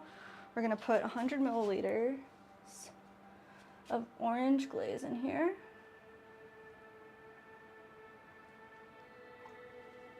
.43. So that's pretty damn close. Let me see.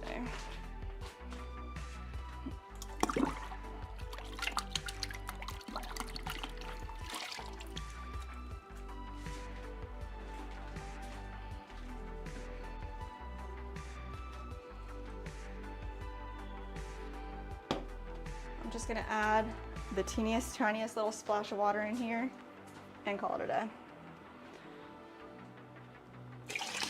Just like that.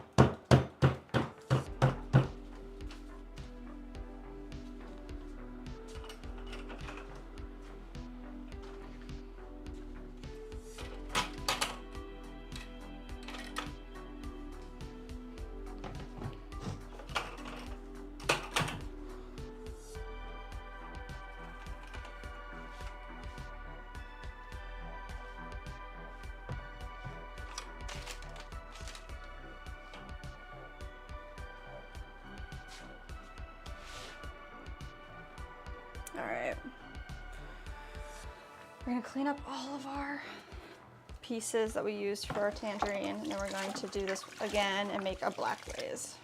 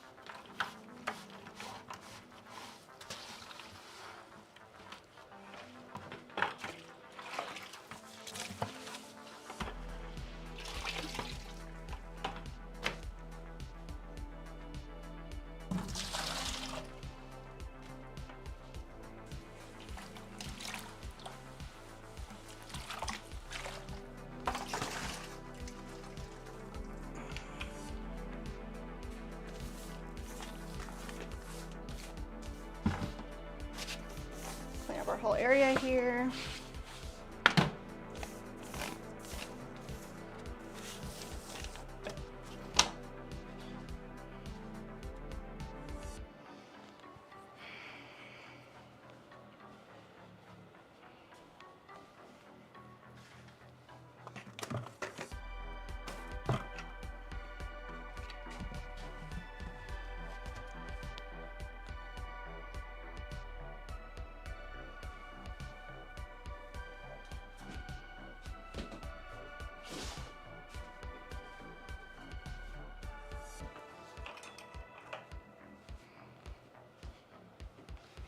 All right. I think we're gonna skip over black right now, and we're gonna go right into pink opal.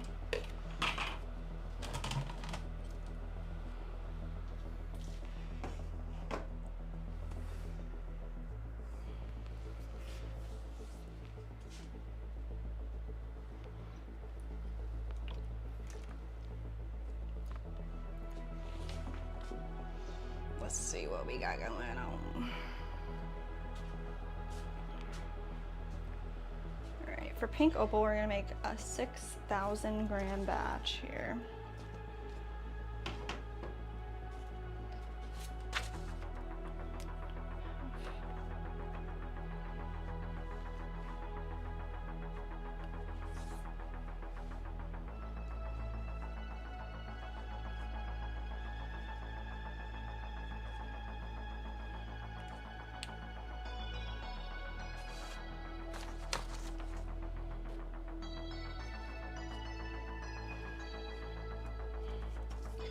All right, this is our chemical list. For our pink opal, we have a diamond kaolin, Gersley borat, neph-cyanite, we've got a silica, talc, walsonite, whitening, and then our colorant is a rutile dark. It's our oxide. We also have a zinc in there as well.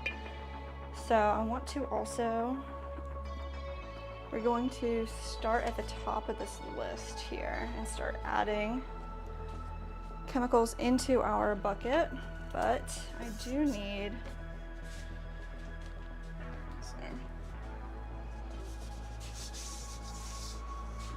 get a little more situated. Let's see. There. Chemicals here. Use this guy.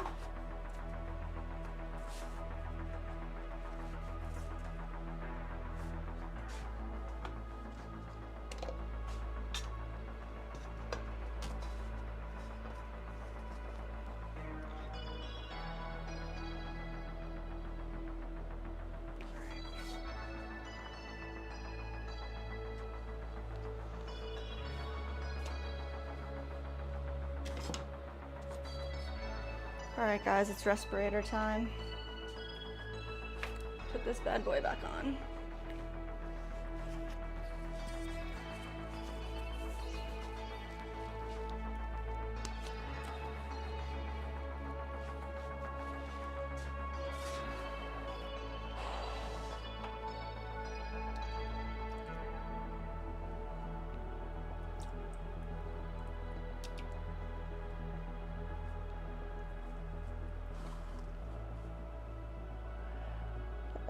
Diamond Colin 480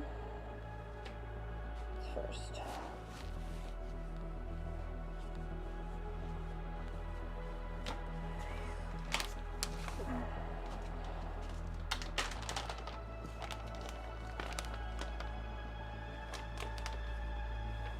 Woo.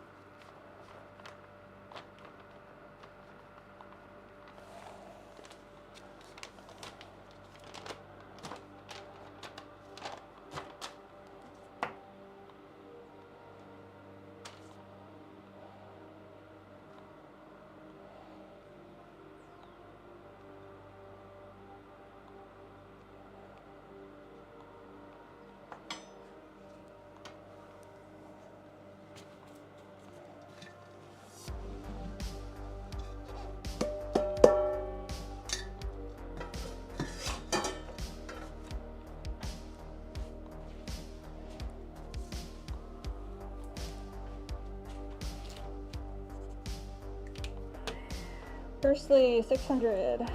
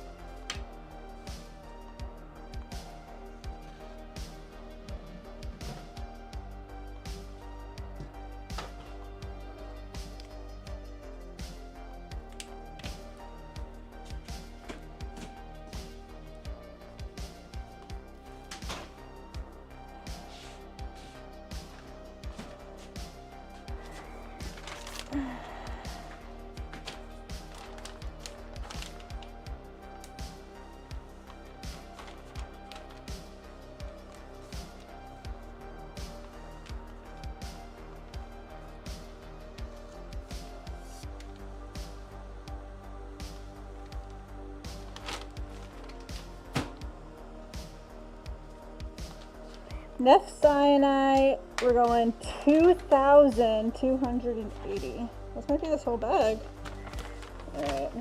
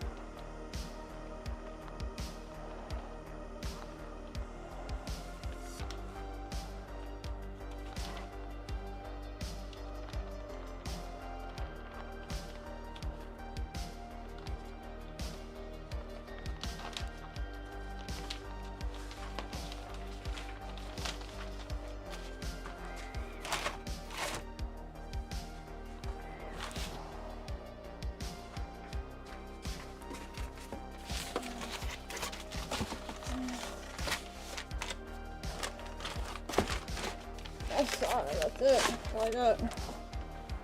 Alright.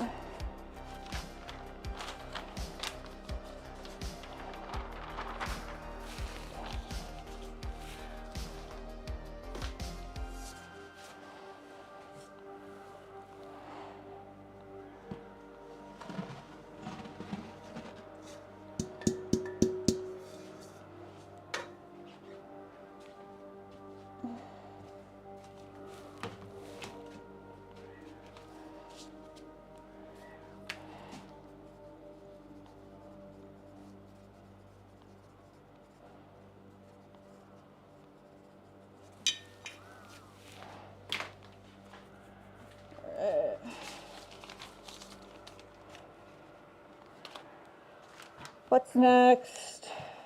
Silica mesh 1500.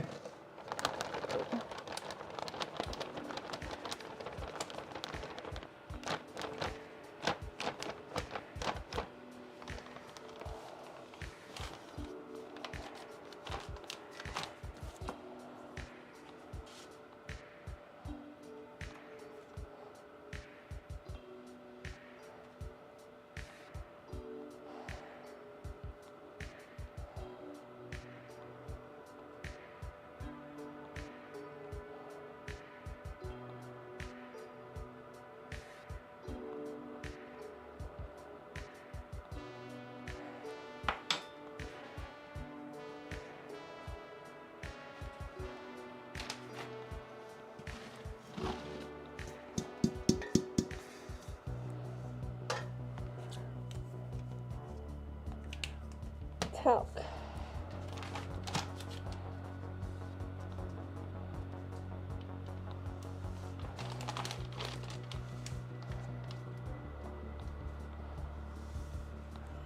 Ow.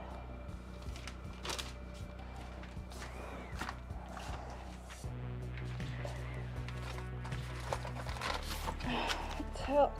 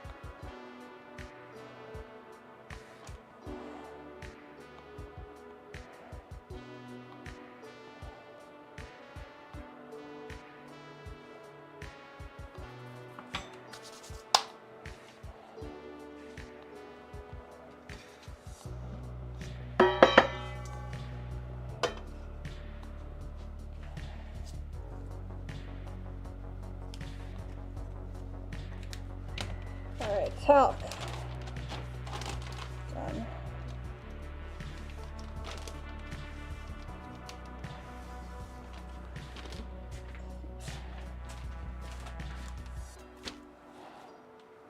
What are we looking for now? We are looking for walsenite.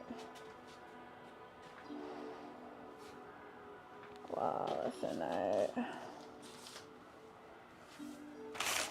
Whitening, cluster, whitening. I don't have any walsenite. There's no way I did. Cluster, whitening, silica. Right. There's for it.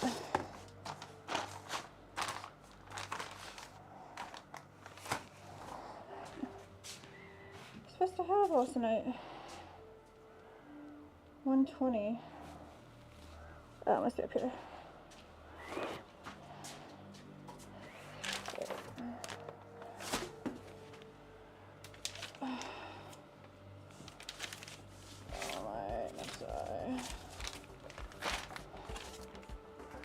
Walthanite. Let's see what we got here. We need 120. And I think we have exactly 120.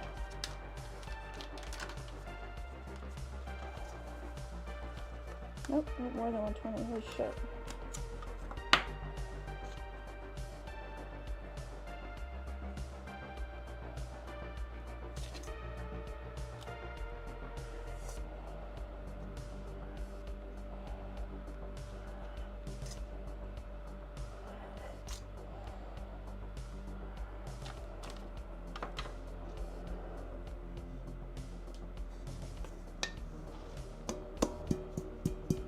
Whitening.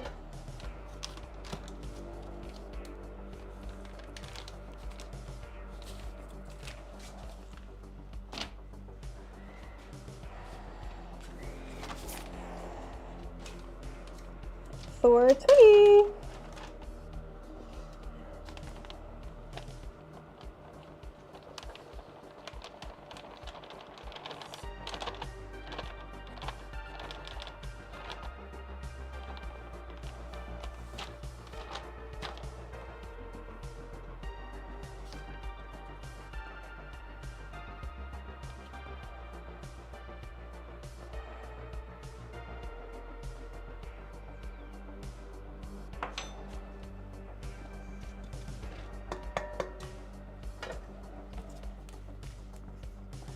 Alright, zinc and teal.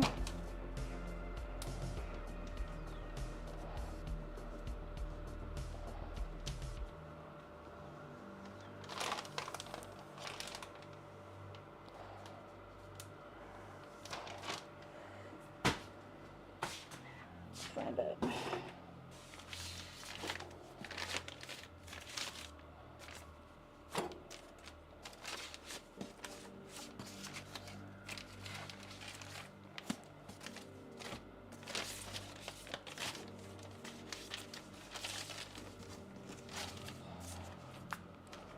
Alright, do zinc first.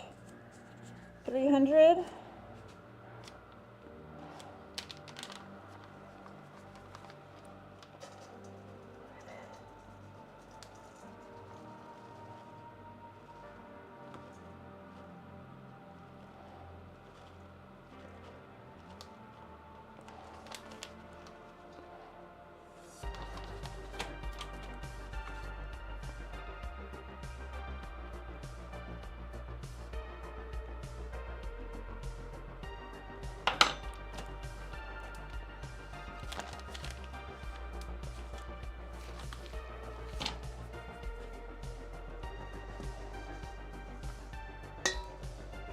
Alright, your teal is 400.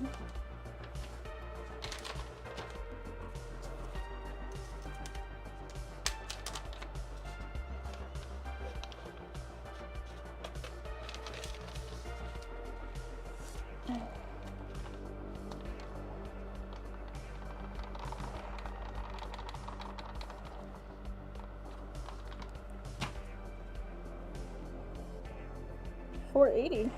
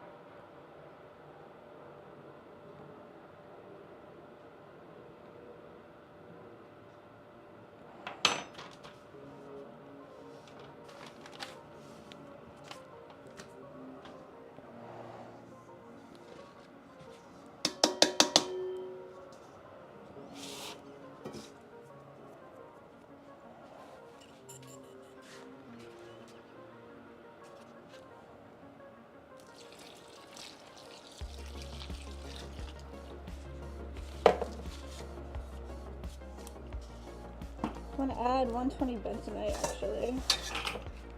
So I'm gonna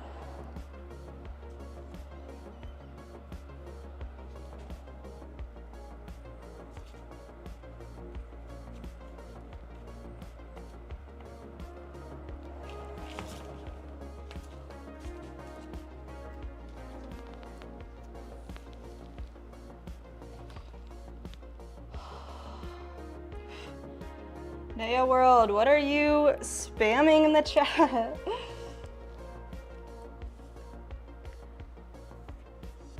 Sorry.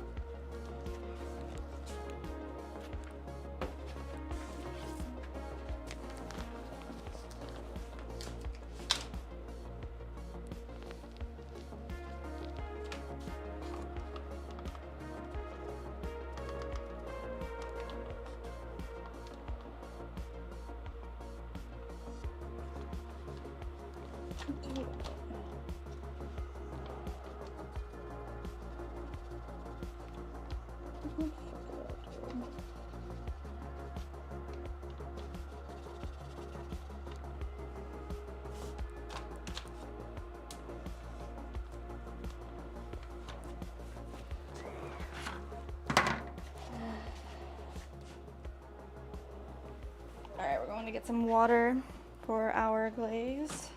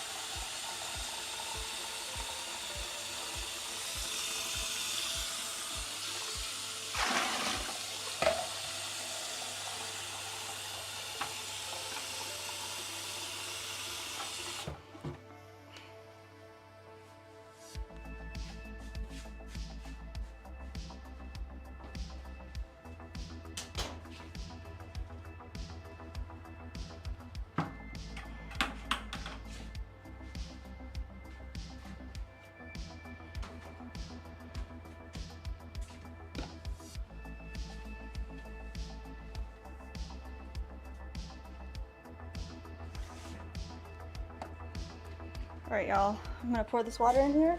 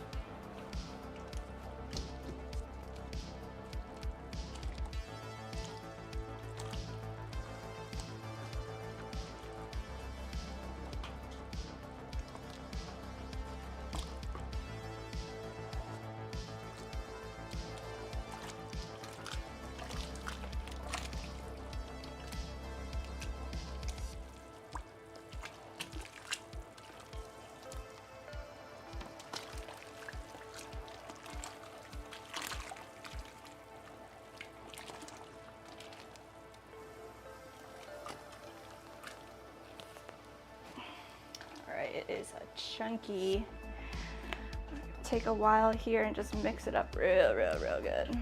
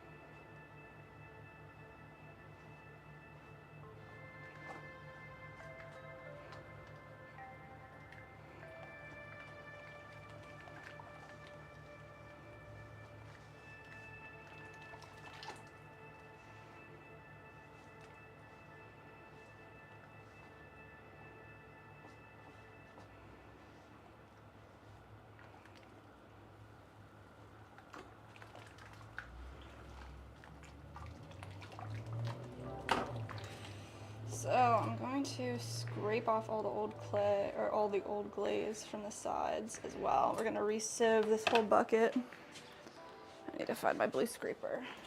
Let's see.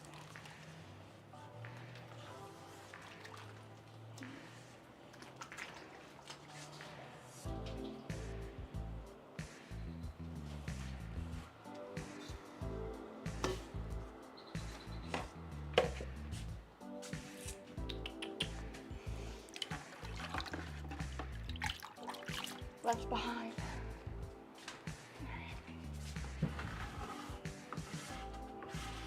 Oh yeah.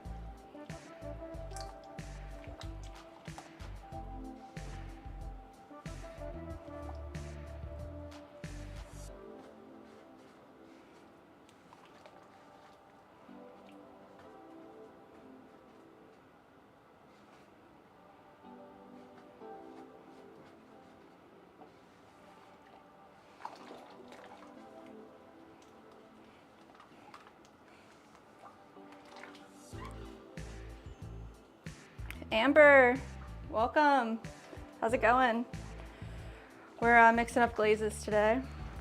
So right now I'm just spending some time getting all this dry material absorbed into the water that we added. And then we're going to sieve it through a mesh strainer. We're making the pink opal right now. How's it going by you?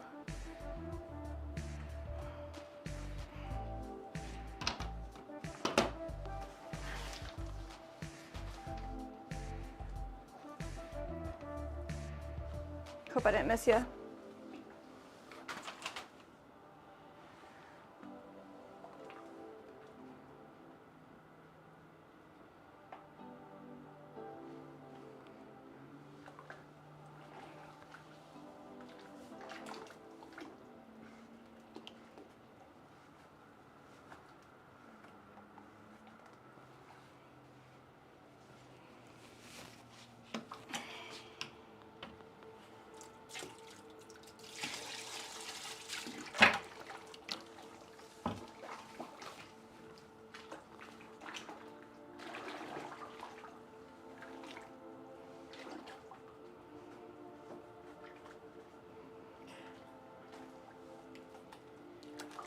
it feels pretty good. I think I'm gonna sieve it.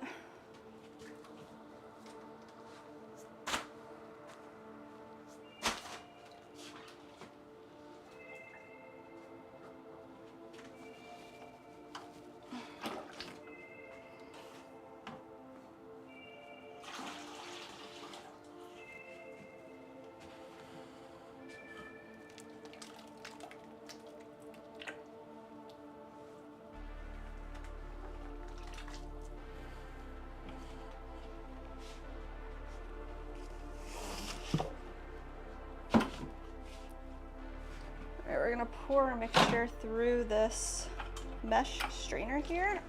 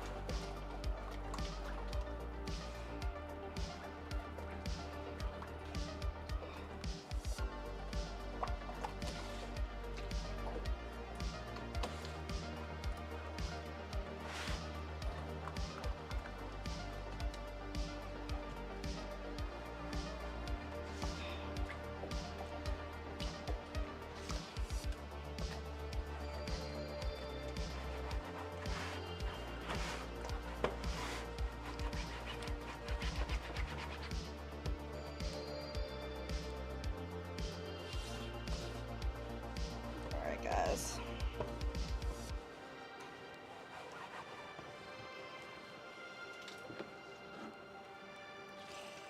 She is thick. I'm gonna add a little more water, I think. My water.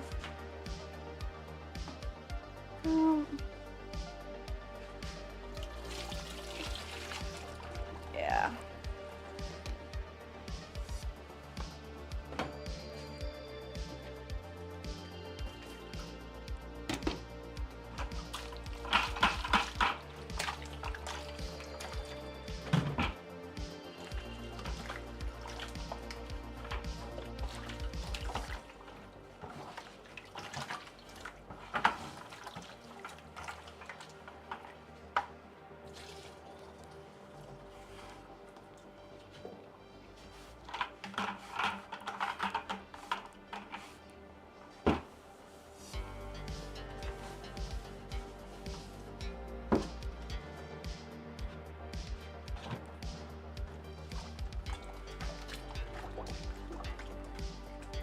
All right, we're gonna sieve this back through into our original container. Then we're gonna check its specific gravity to see if there's enough water added. So we wanna make sure that we keep that water consistent. Kind of looks like we need some more water, but I don't wanna go too crazy.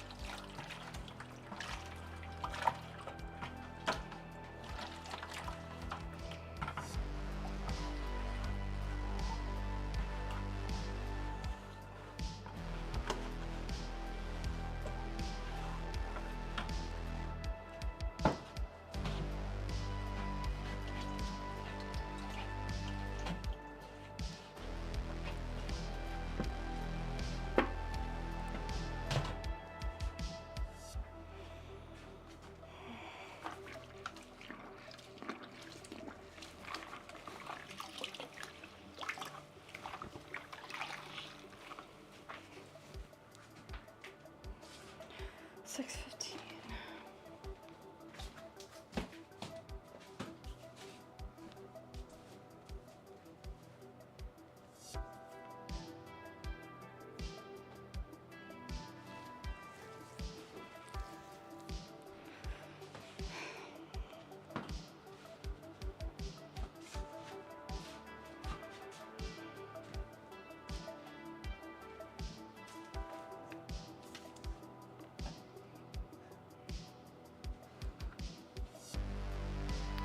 All right, guys, we're gonna come over here and measure the specific gravity of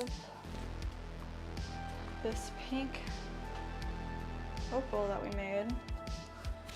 How we're gonna do that is taking a little bit of it and putting it into this beaker. It is filling it up to 100 milliliters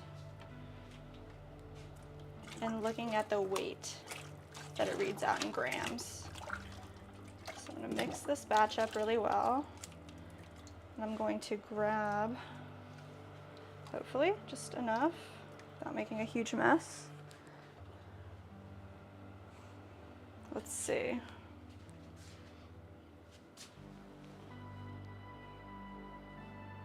Going to 100 milliliters.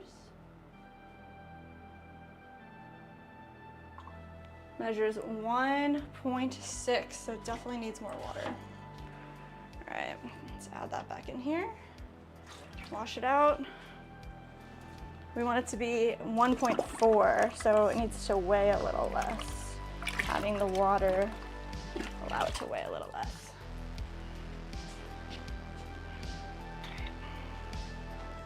So let's see, where's our water reserve? I guess we gotta go get some more water.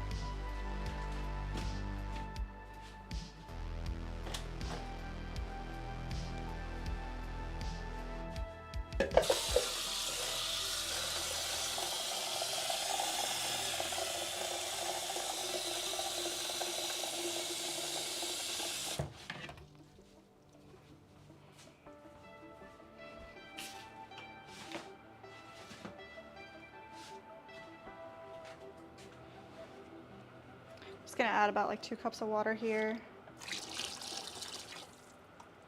Give it a good mix.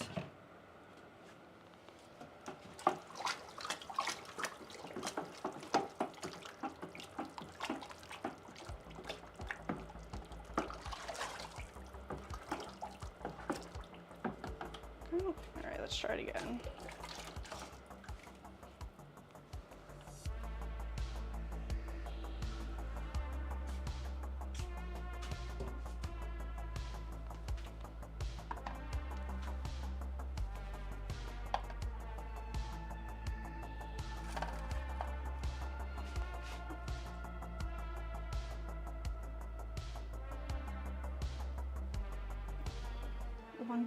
.48, so it definitely needs more water still.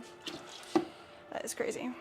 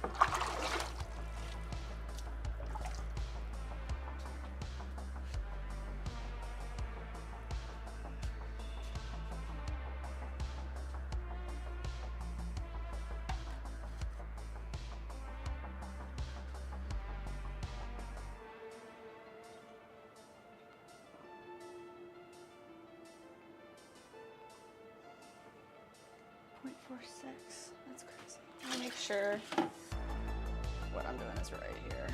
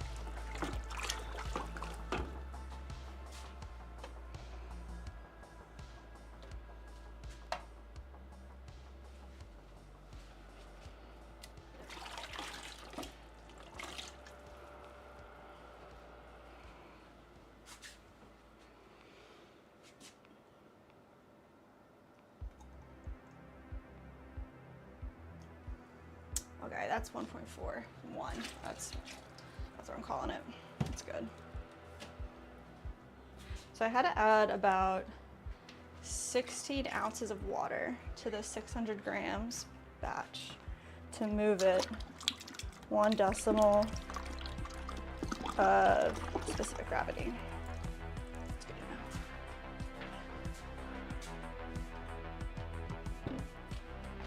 All right.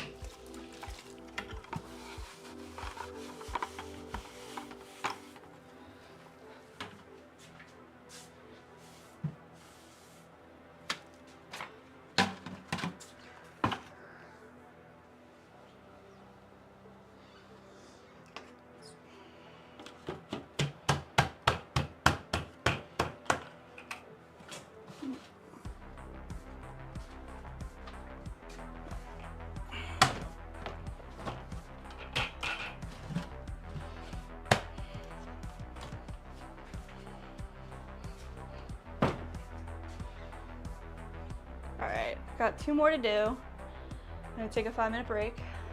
I'll be right back, guys.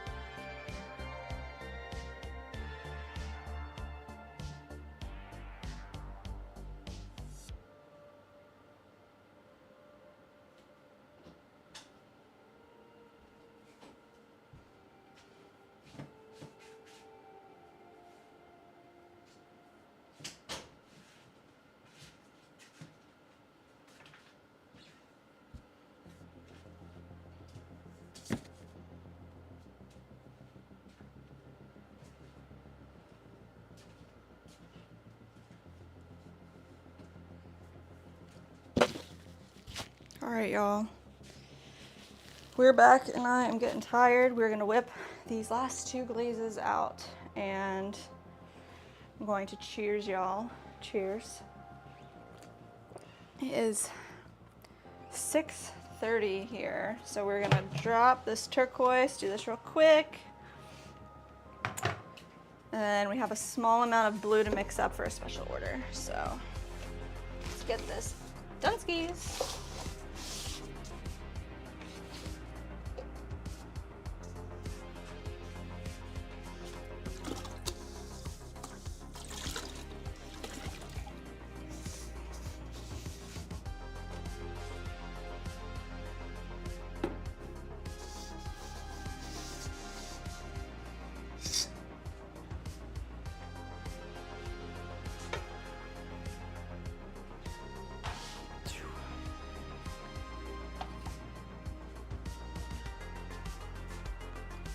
All right, let's look at our sheet.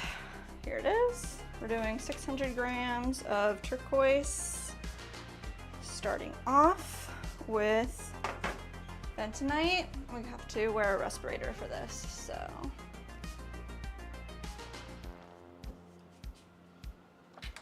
One final chug. Going in. We are going in.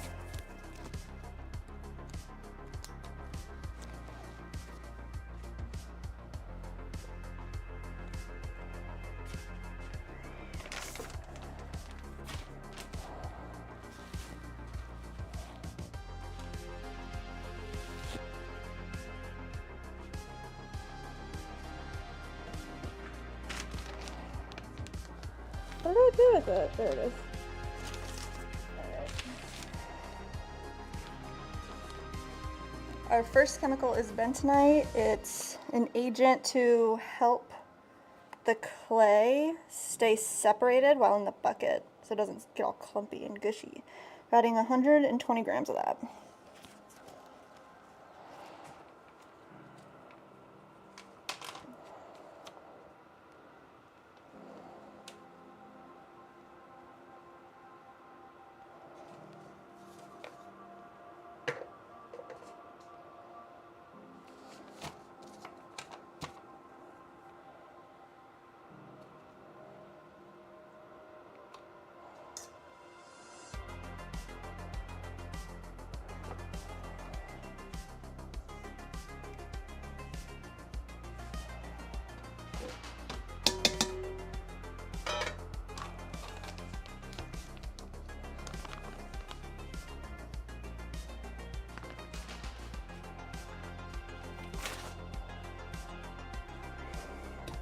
Mm-hmm.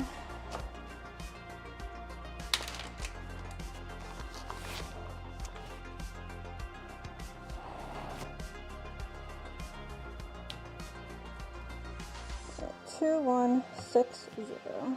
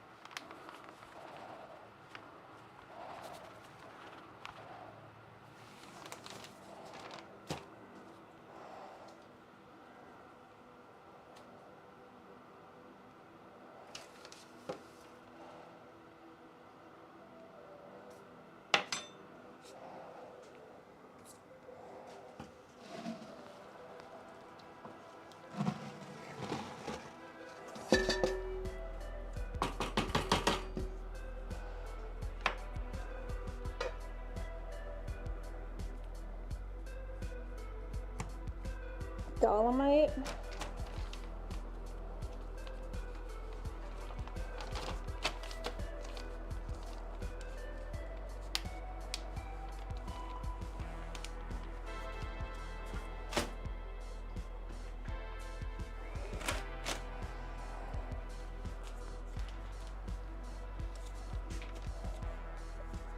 $2.40 Dolomite.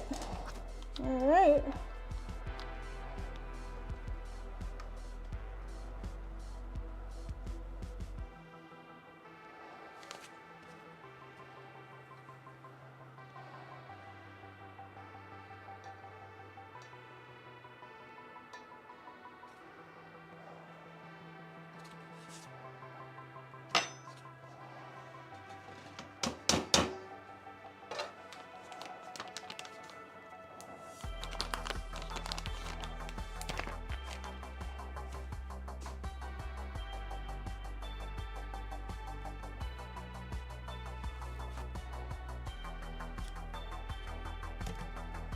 Grizzly Bora 1320.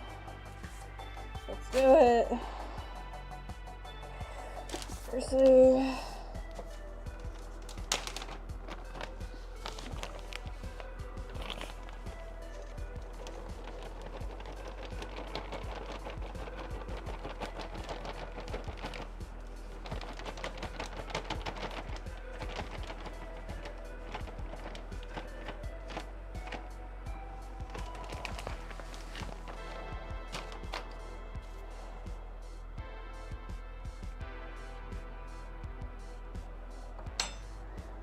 $13.20. What we got? All right.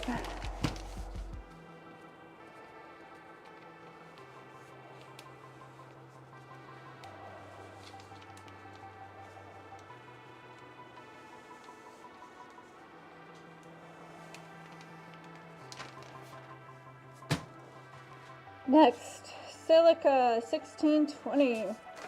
Oh yeah.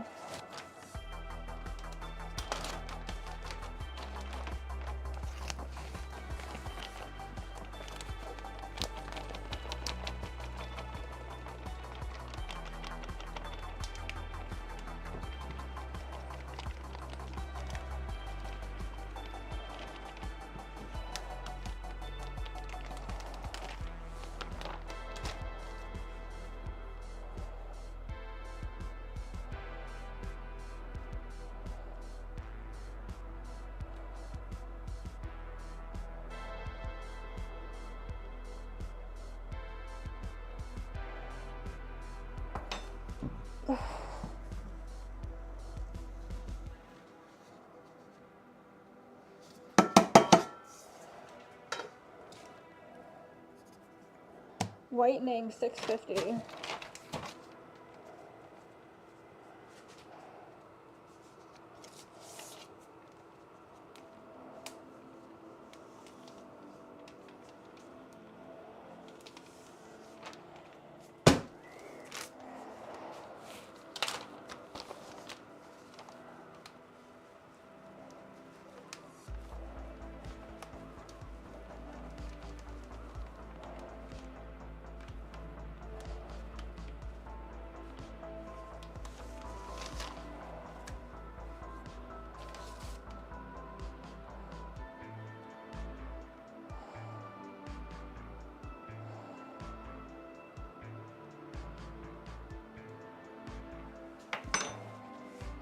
$660.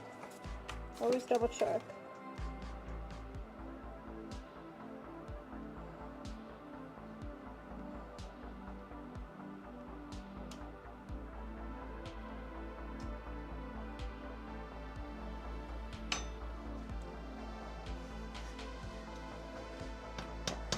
Copper carbonate 180.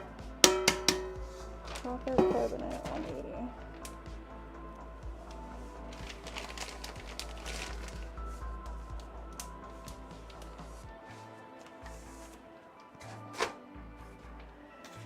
Copper carbonate. This one.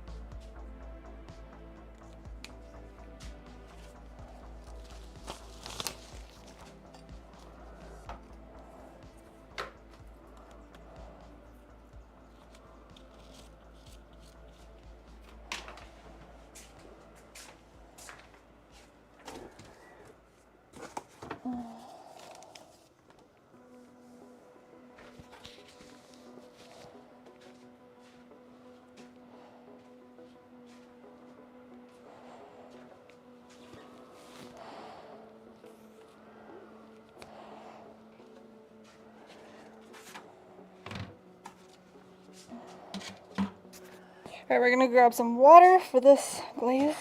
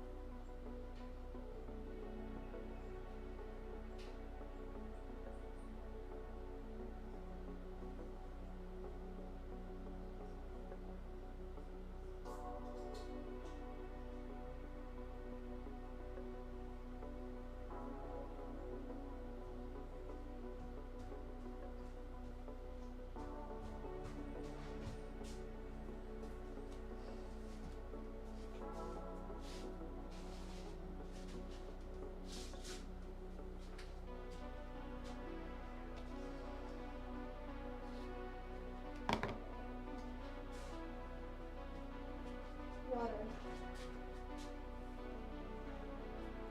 Pot is my friend too.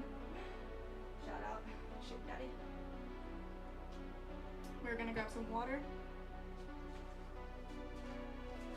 We're gonna grab some water for this glaze and mix it on up. Shout out, Shake Daddy.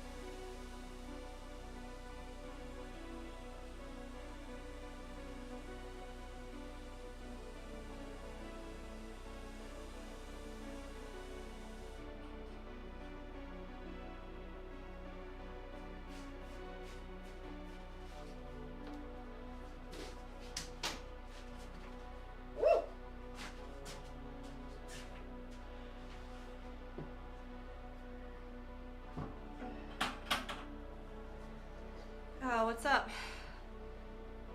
So, right now, my favorite glaze is this combo that we've been using. It's like a dark honey brown with a pink opal on top, and it creates this. Probably couldn't hear me at all, but I want to respond to your question, Shlick Daddy. Like, currently, my favorite glaze that we use, it's like a combo. So it's a dark brown honey underneath, and then on top it's a pink opal, and it creates this like purple with brown like rims. So anywhere that, you know, the piece creates a divot, it makes it brown. So it's like purple and brown. We call it purple quartz at the moment. So that one's my favorite right now. Con crackle variety. I know about crackle glazes, those are pretty cool, but I guess we don't really use any because we try to make all our stuff food safe. So even if we use the liner, we could use a crackle, but just haven't gotten, just not right there. So.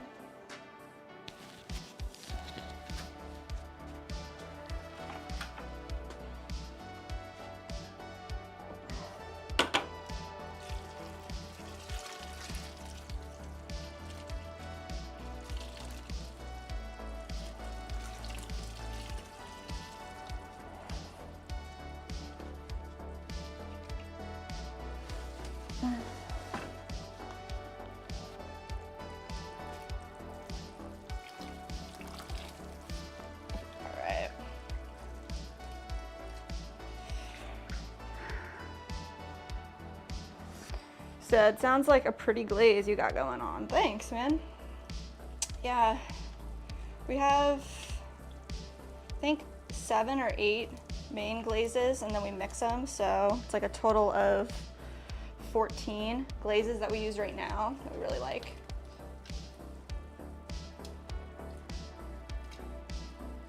But we're gonna venture in and get some more Florida colors, some lime green, some lemon limes going on, grapefruits.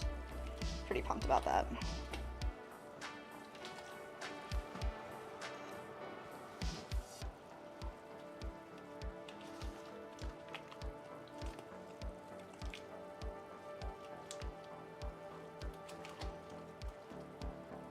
Where are you based out of?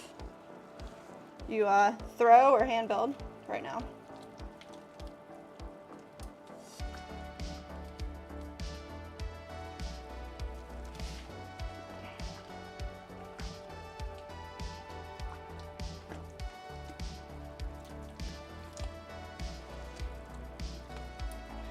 Schlick said, I've been testing crystalline glazes at my school.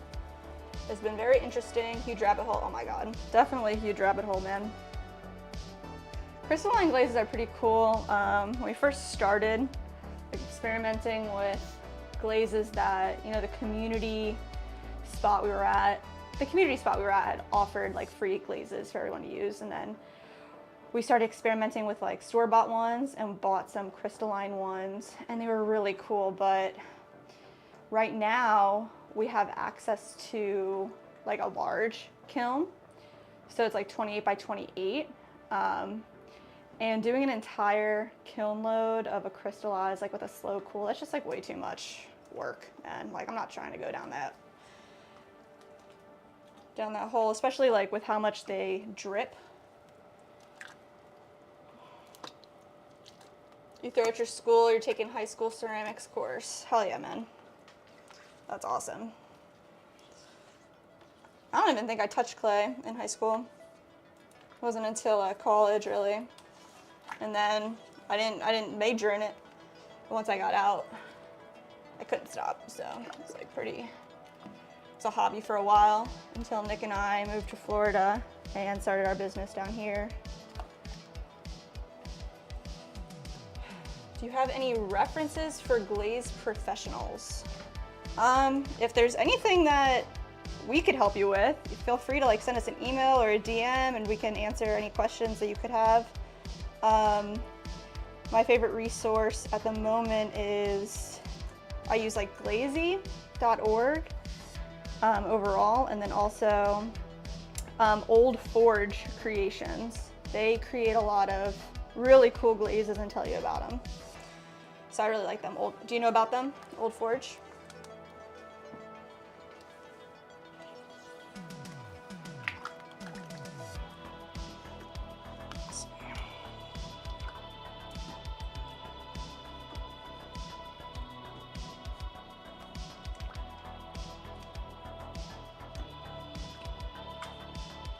I'm trying to think if there's anybody else I could really think of that's out there.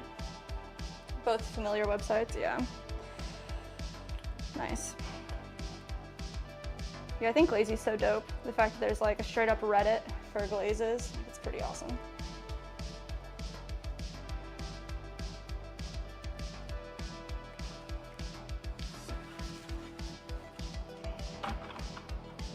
Do you think you'll continue ceramics out of high school?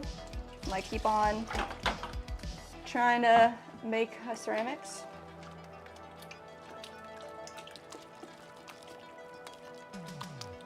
Said YouTube has been really good for branching out. Hell yeah, man. YouTube's where it's at. Like it's the community to be a part of, right? Like if it's better than Facebook, Instagram, Twitter, like YouTube's the spot.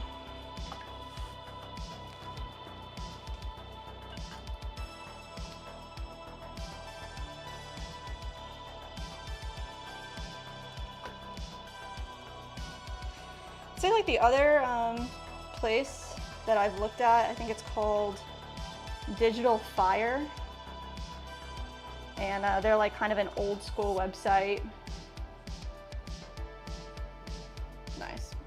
Good for you, man. You'll start your own personal studio after graduation. That's what's up. Oh yeah, digital Faire. Like, they have a pretty vast amount of resources available as well.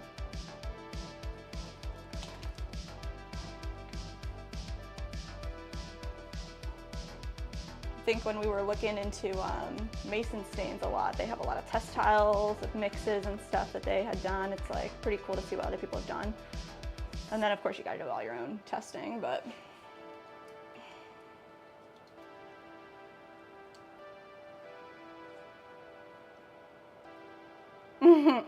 so digital Faire is actually great for finding other people's research notes. Oh, interesting. I haven't gotten that deep into the blog, I guess. Let's see.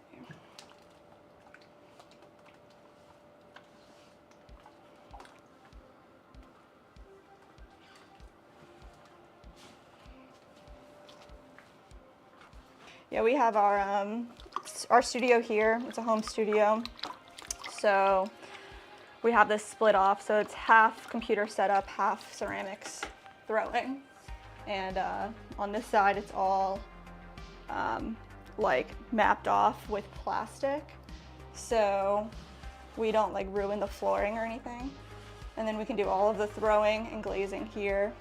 And we rent our kiln from a community workshop area, community workspace. They have a kiln that's rentable for us, so that's pretty cool.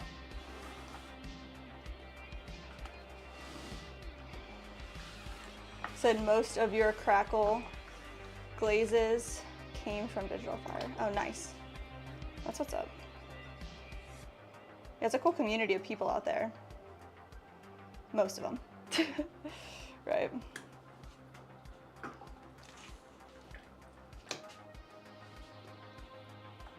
Is renting expensive? Depends on where you're at, to be honest. I mean, you could check out, there's this website or app called kilnshare.org, I think, Kilnshare.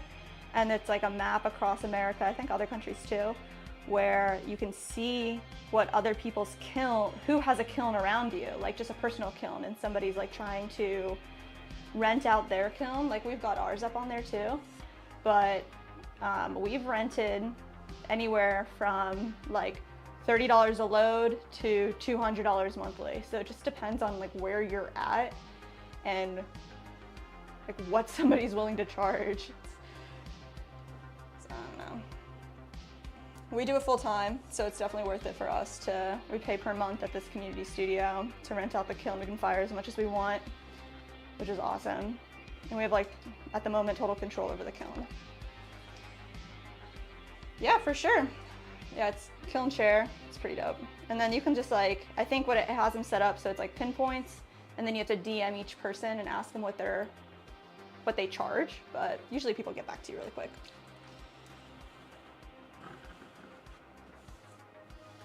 Yeah, we're down here in Florida. We're about to. Are you in the States?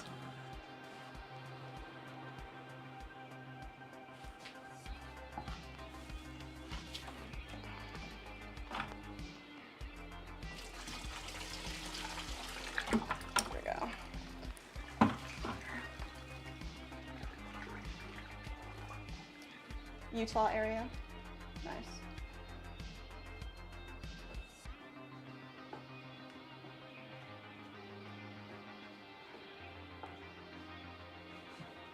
I'm sure there's something by you. If not, depending on what your setup is, you can always like put a kiln in a garage area, small kiln, if you just wanted a little test kiln, right?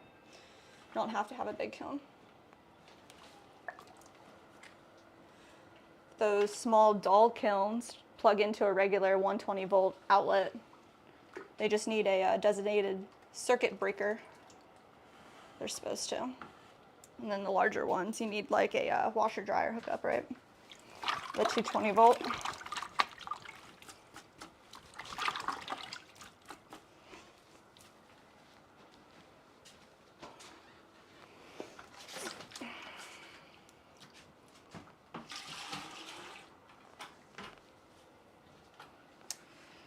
Jazzy.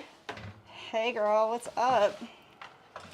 Good to see you. Congrats on the win. Jazzy won one of our giveaway mugs from our 1K sub giveaway. So that's pretty dope. We're it went in the mail like today, so you'll get it soon.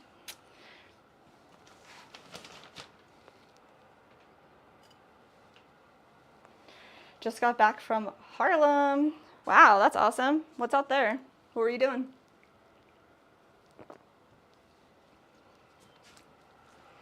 Same. Cold and rainy. It is hot here today, but the sun is going down because it's like, 6 something already, almost 7, I guess, right?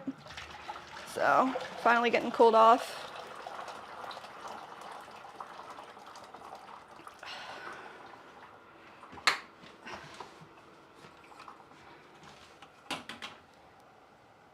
Yo, Schlick, if you have any other questions, feel free to reach out to us, We don't know everything, but we're happy to share our knowledge, what we have with you. But swancityceramics@gmail.com, or hit us up on Instagram, or you can always comment on a video. Jazzy said there was a bike tour and we set up a Bible display carts for people, and we waved at the bikers. That's pretty cool. That's awesome.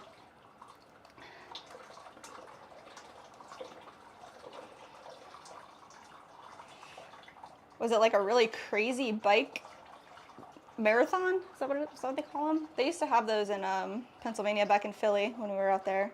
A lot of bike marathons.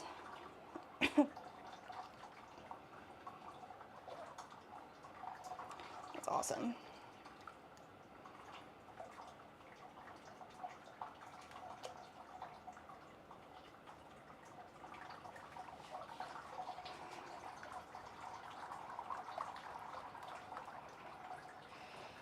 Said, and I had the best hot chocolate in the world. Very creamy and good. Hell yes, that's awesome. Yeah.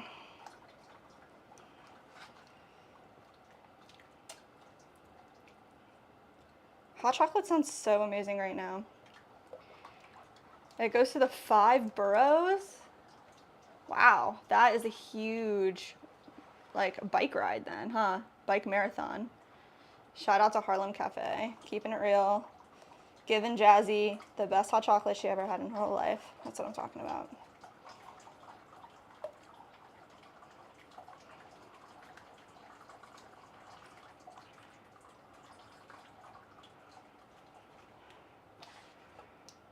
How long is the marathon? The bike marathon was just today, from the beginning of the day to the end of the day, or is it multi-day, you think? Yes, it's a very long bike ride, man. Honestly, never biked that long. Are you a biker? I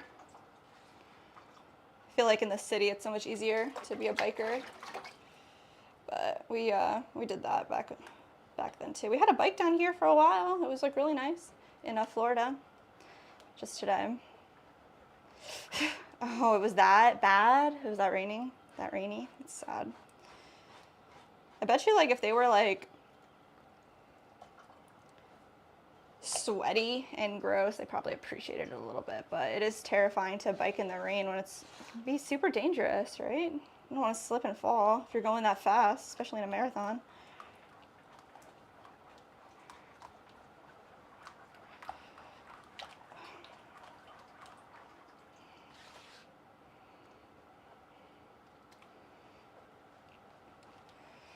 She said, no, I live upstate. There's not as many sidewalks as in the city. Yeah, I get that. That's cool though.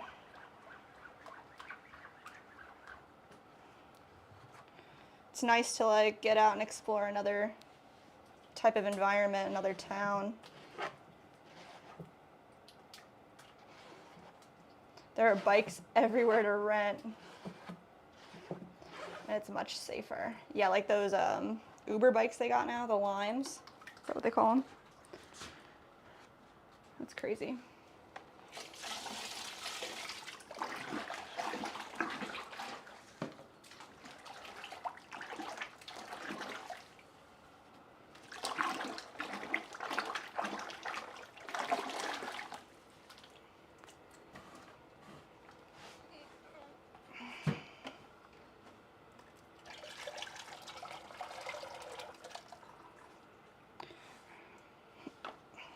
So we're making this blue glaze over here, trying to sieve it through our mesh strainer.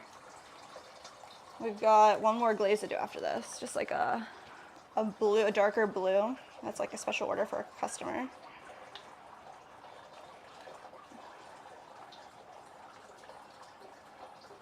Yeah, it looks outside here like it's about to rain, actually. I hope it does storm. I love it when it rains at night and we can have the windows open and listen to the rain.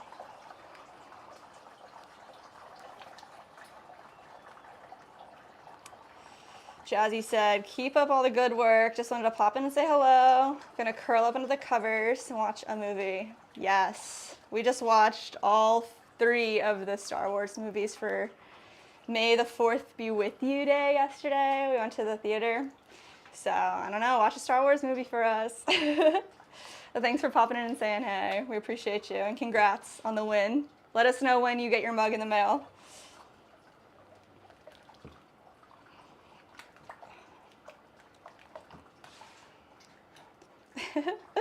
Nice. Catch you next time.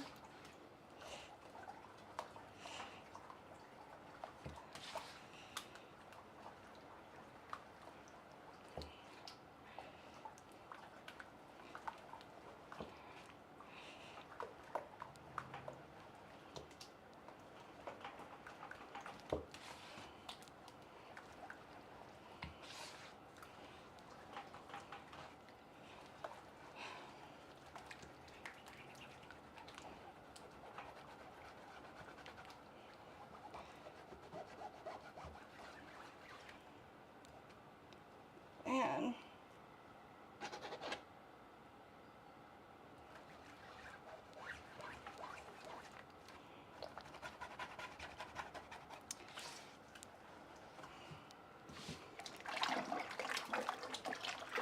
What went in here? Something crazy went in here. It doesn't want to dissolve at all. Let's see.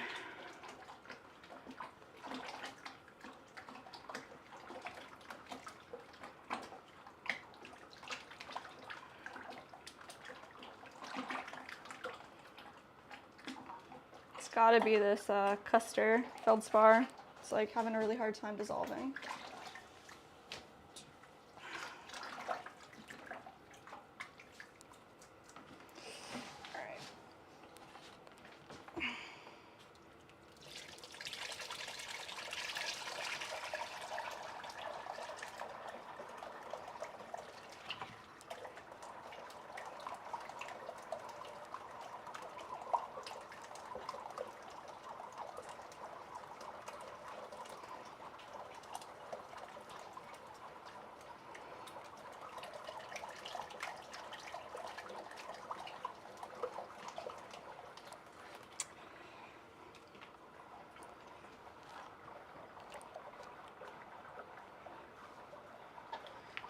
I think I'm making more of a mess than I need to right now. Let's see.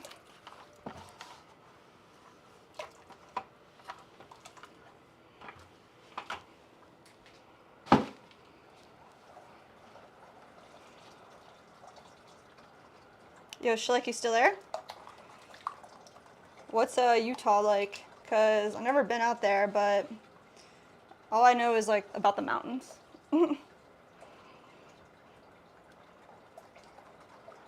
It seems beautiful. Every part of America's got its own thing.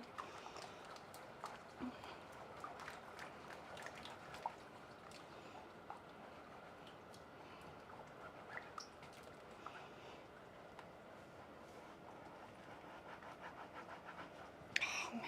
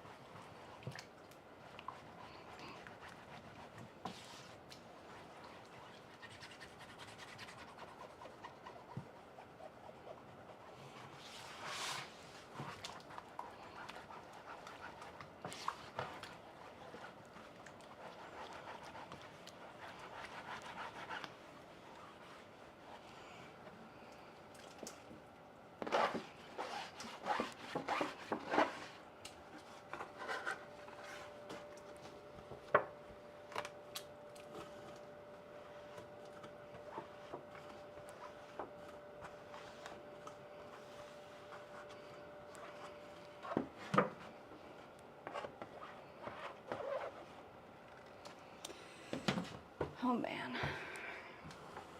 I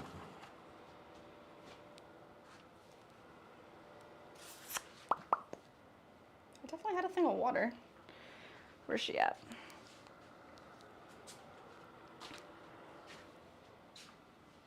Gone. Super gone. That's all right.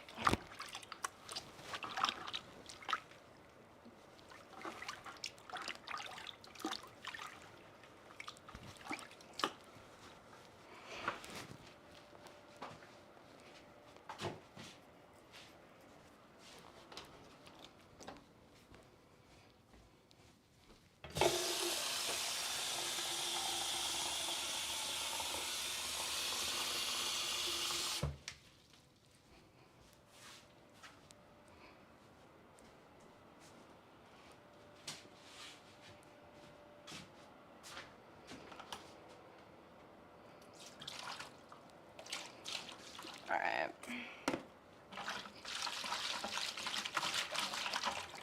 Just gonna kind of clean this bucket out, flip it over into this other one, and then we're gonna sieve it right back in here. Get rid of any impurities in the clay.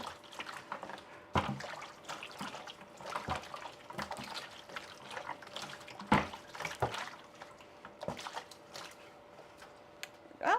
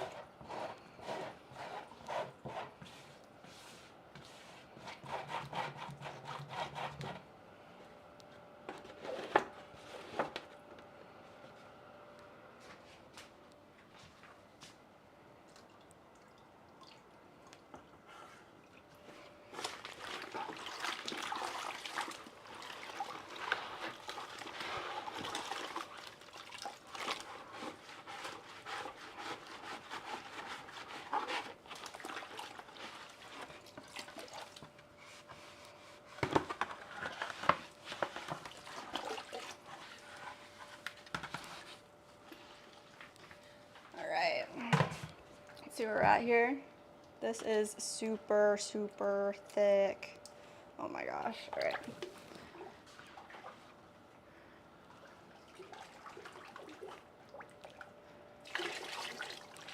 There we go.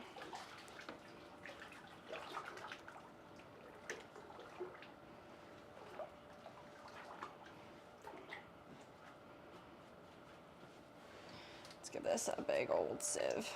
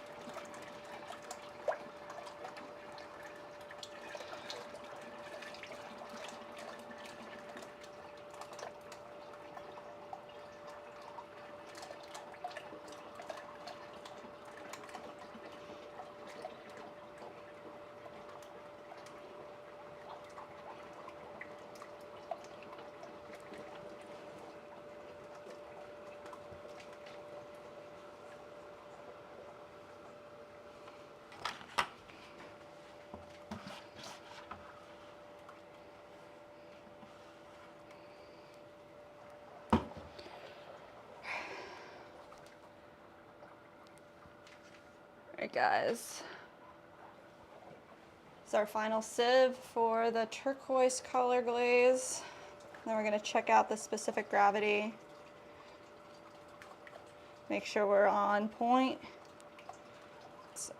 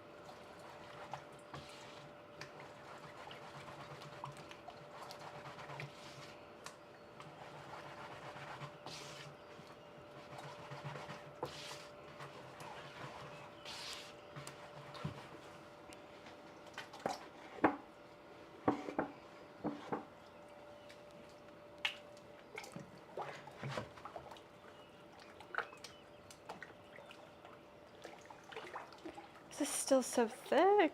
That is crazy.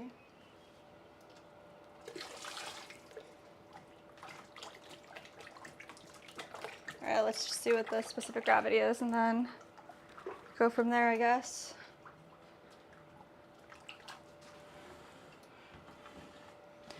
I don't want to do too much without knowing.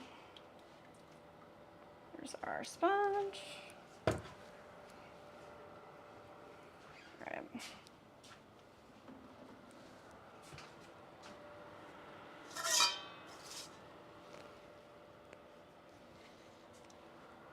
There it is.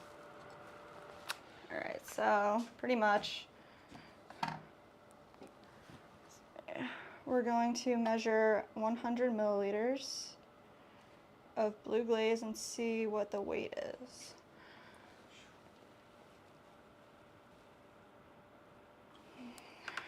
One six.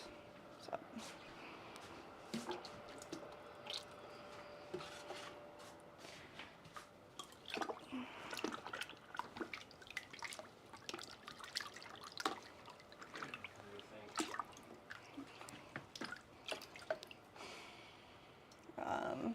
I'm almost done with this blue glaze. I'm gonna try to like mix this other one really quick. What time is it? Is it 8? 7:20. We're at 4 hours. Wow, that's crazy. All right.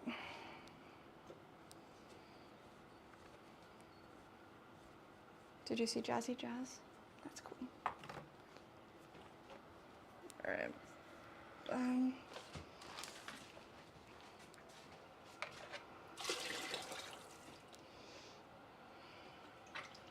You can call it if you want. I'm gonna finish this and then I can make the blue glaze tomorrow, I guess. But I just like to make the blue glaze right now.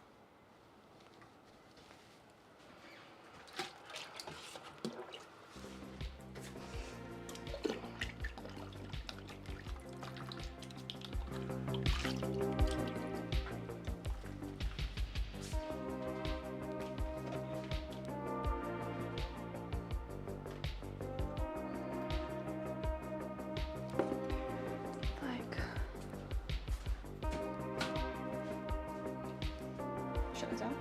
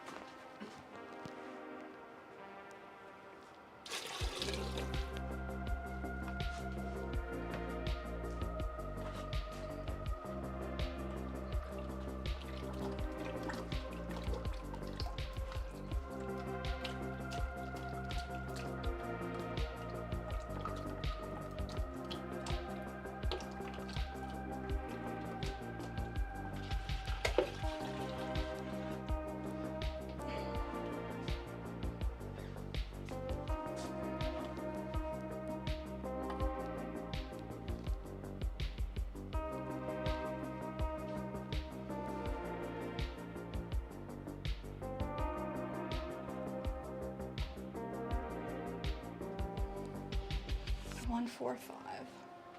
All right, I'm just gonna add a splash of water in there and call it.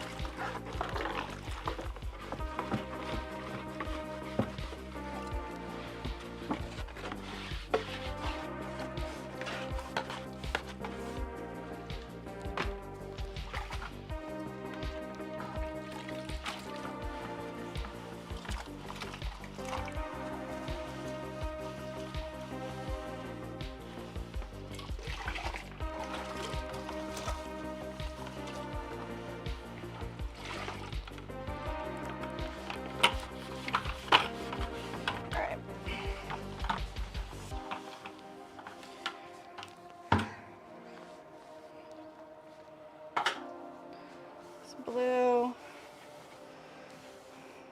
It's definitely a tough one. Let's see. Pop this back on.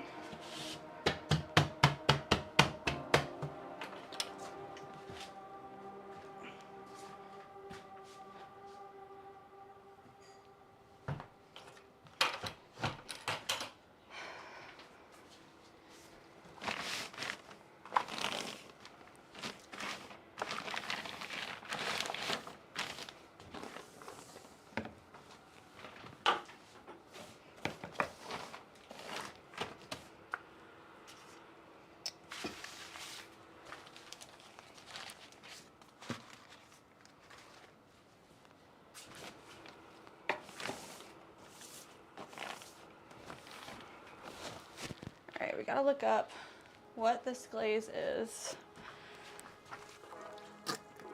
I don't know if I have it written down right here. Let's see.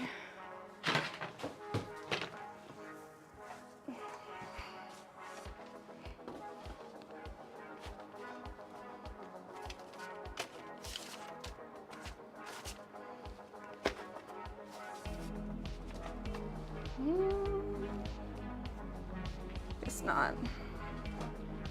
Take a second, look this glaze up. Just make 100 grams of it.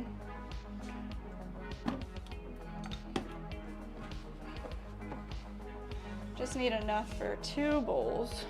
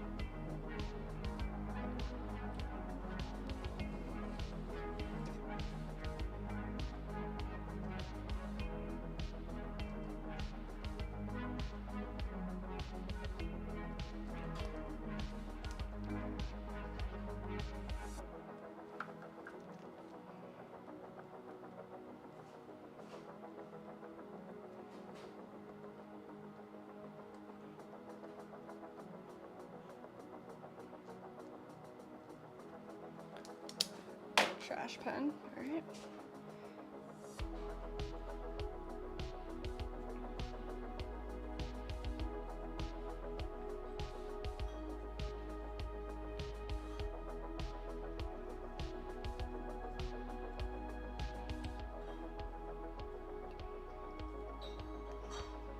Strodium.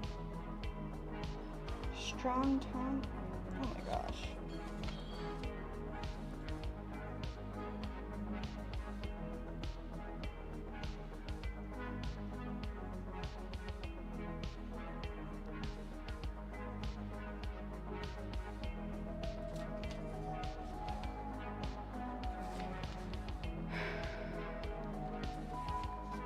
All right.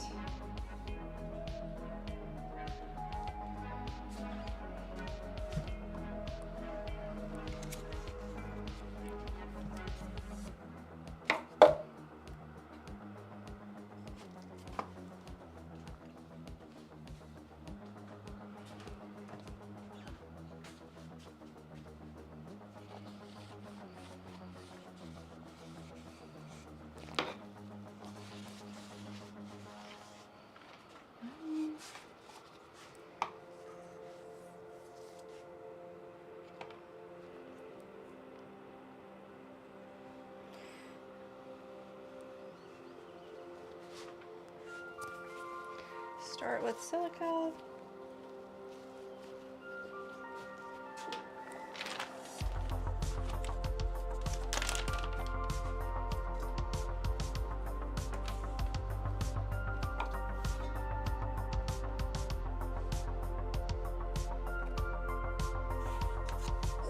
$20.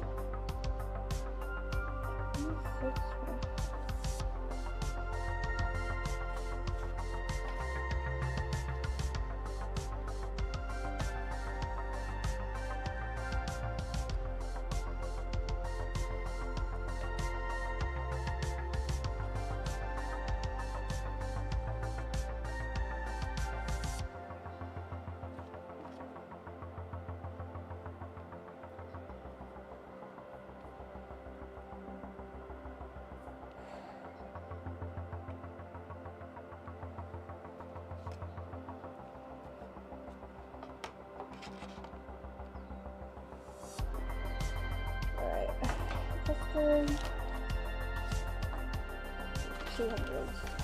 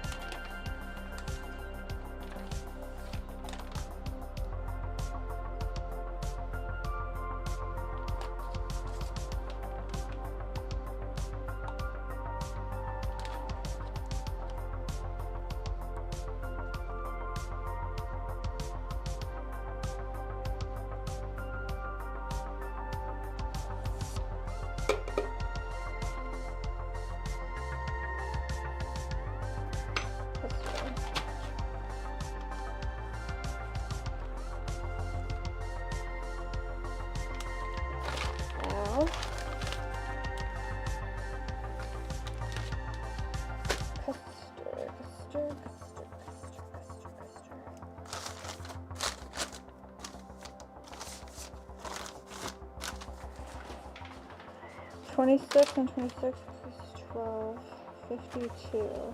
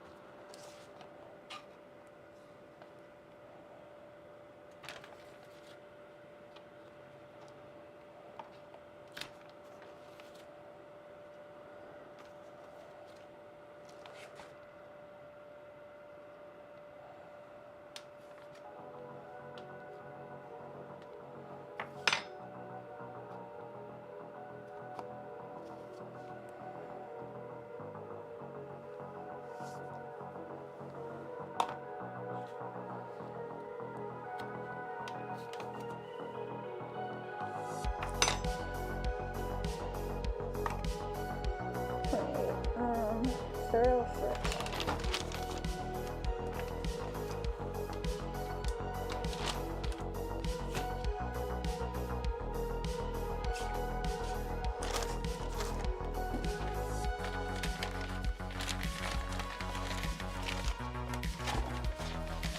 What the fucking shit?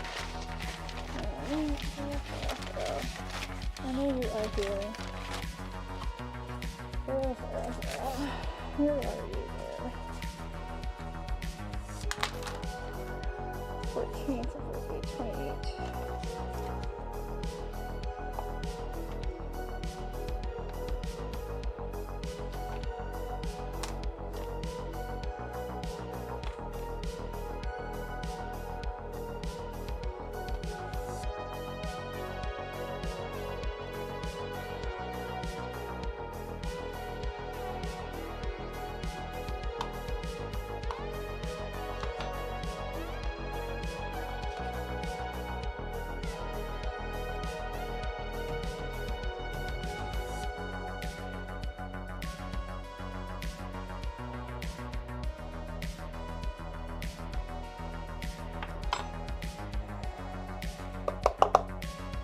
Lightning is 20.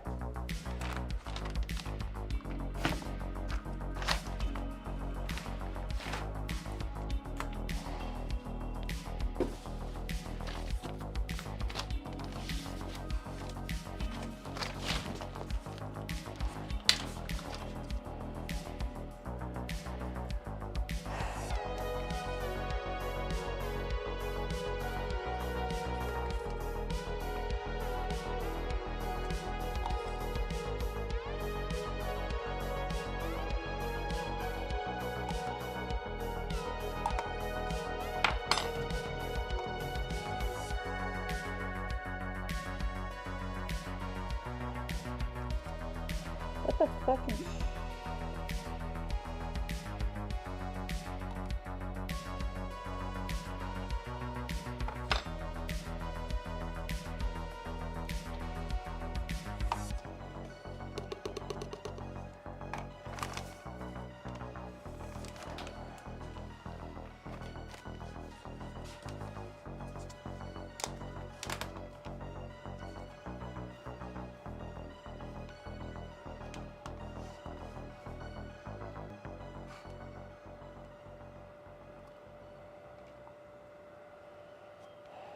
$3, $6, $7, $50.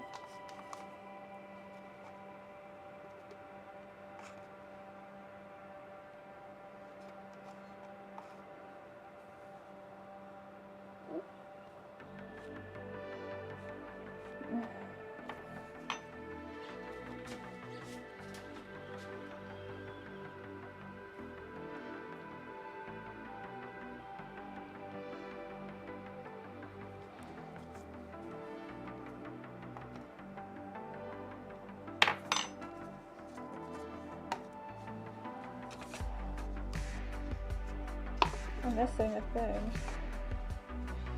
No, I did.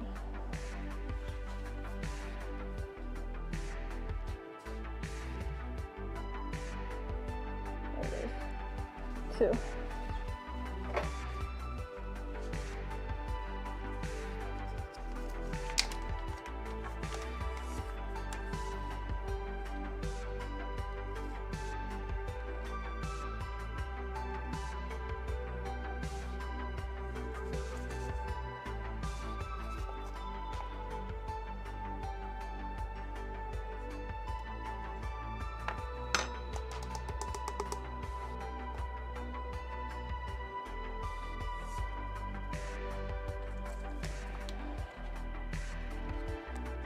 fucking 2 grams, bro.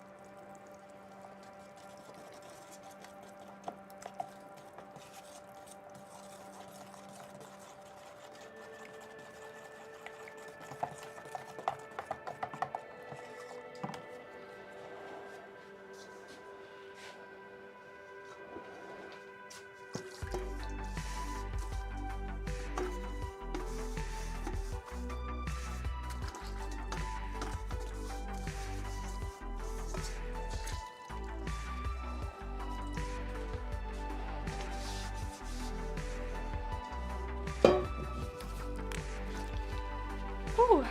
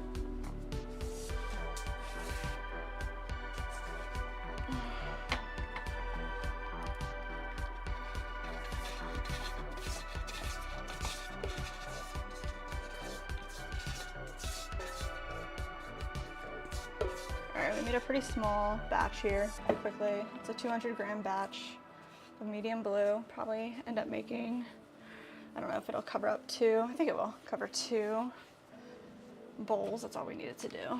So I'm just gonna pop this over here with a label, ideally. Oh man, guys, that'll do it for us today. We made all of our glazes. It took us like about 5 hours, I think. But we did it and we're ready for this week. We are going to take all of our pieces from the kiln and wax the bottoms, wash them off, tape them up, do what we need to do for prep Tuesday, and then we're gonna start glazing, hopefully Tuesday as well. So if you made it this far, please like this video and subscribe to our channel. It means a lot to us, it really helps us. We are doing this every week full time now, so we'll see you Tuesday. Thanks.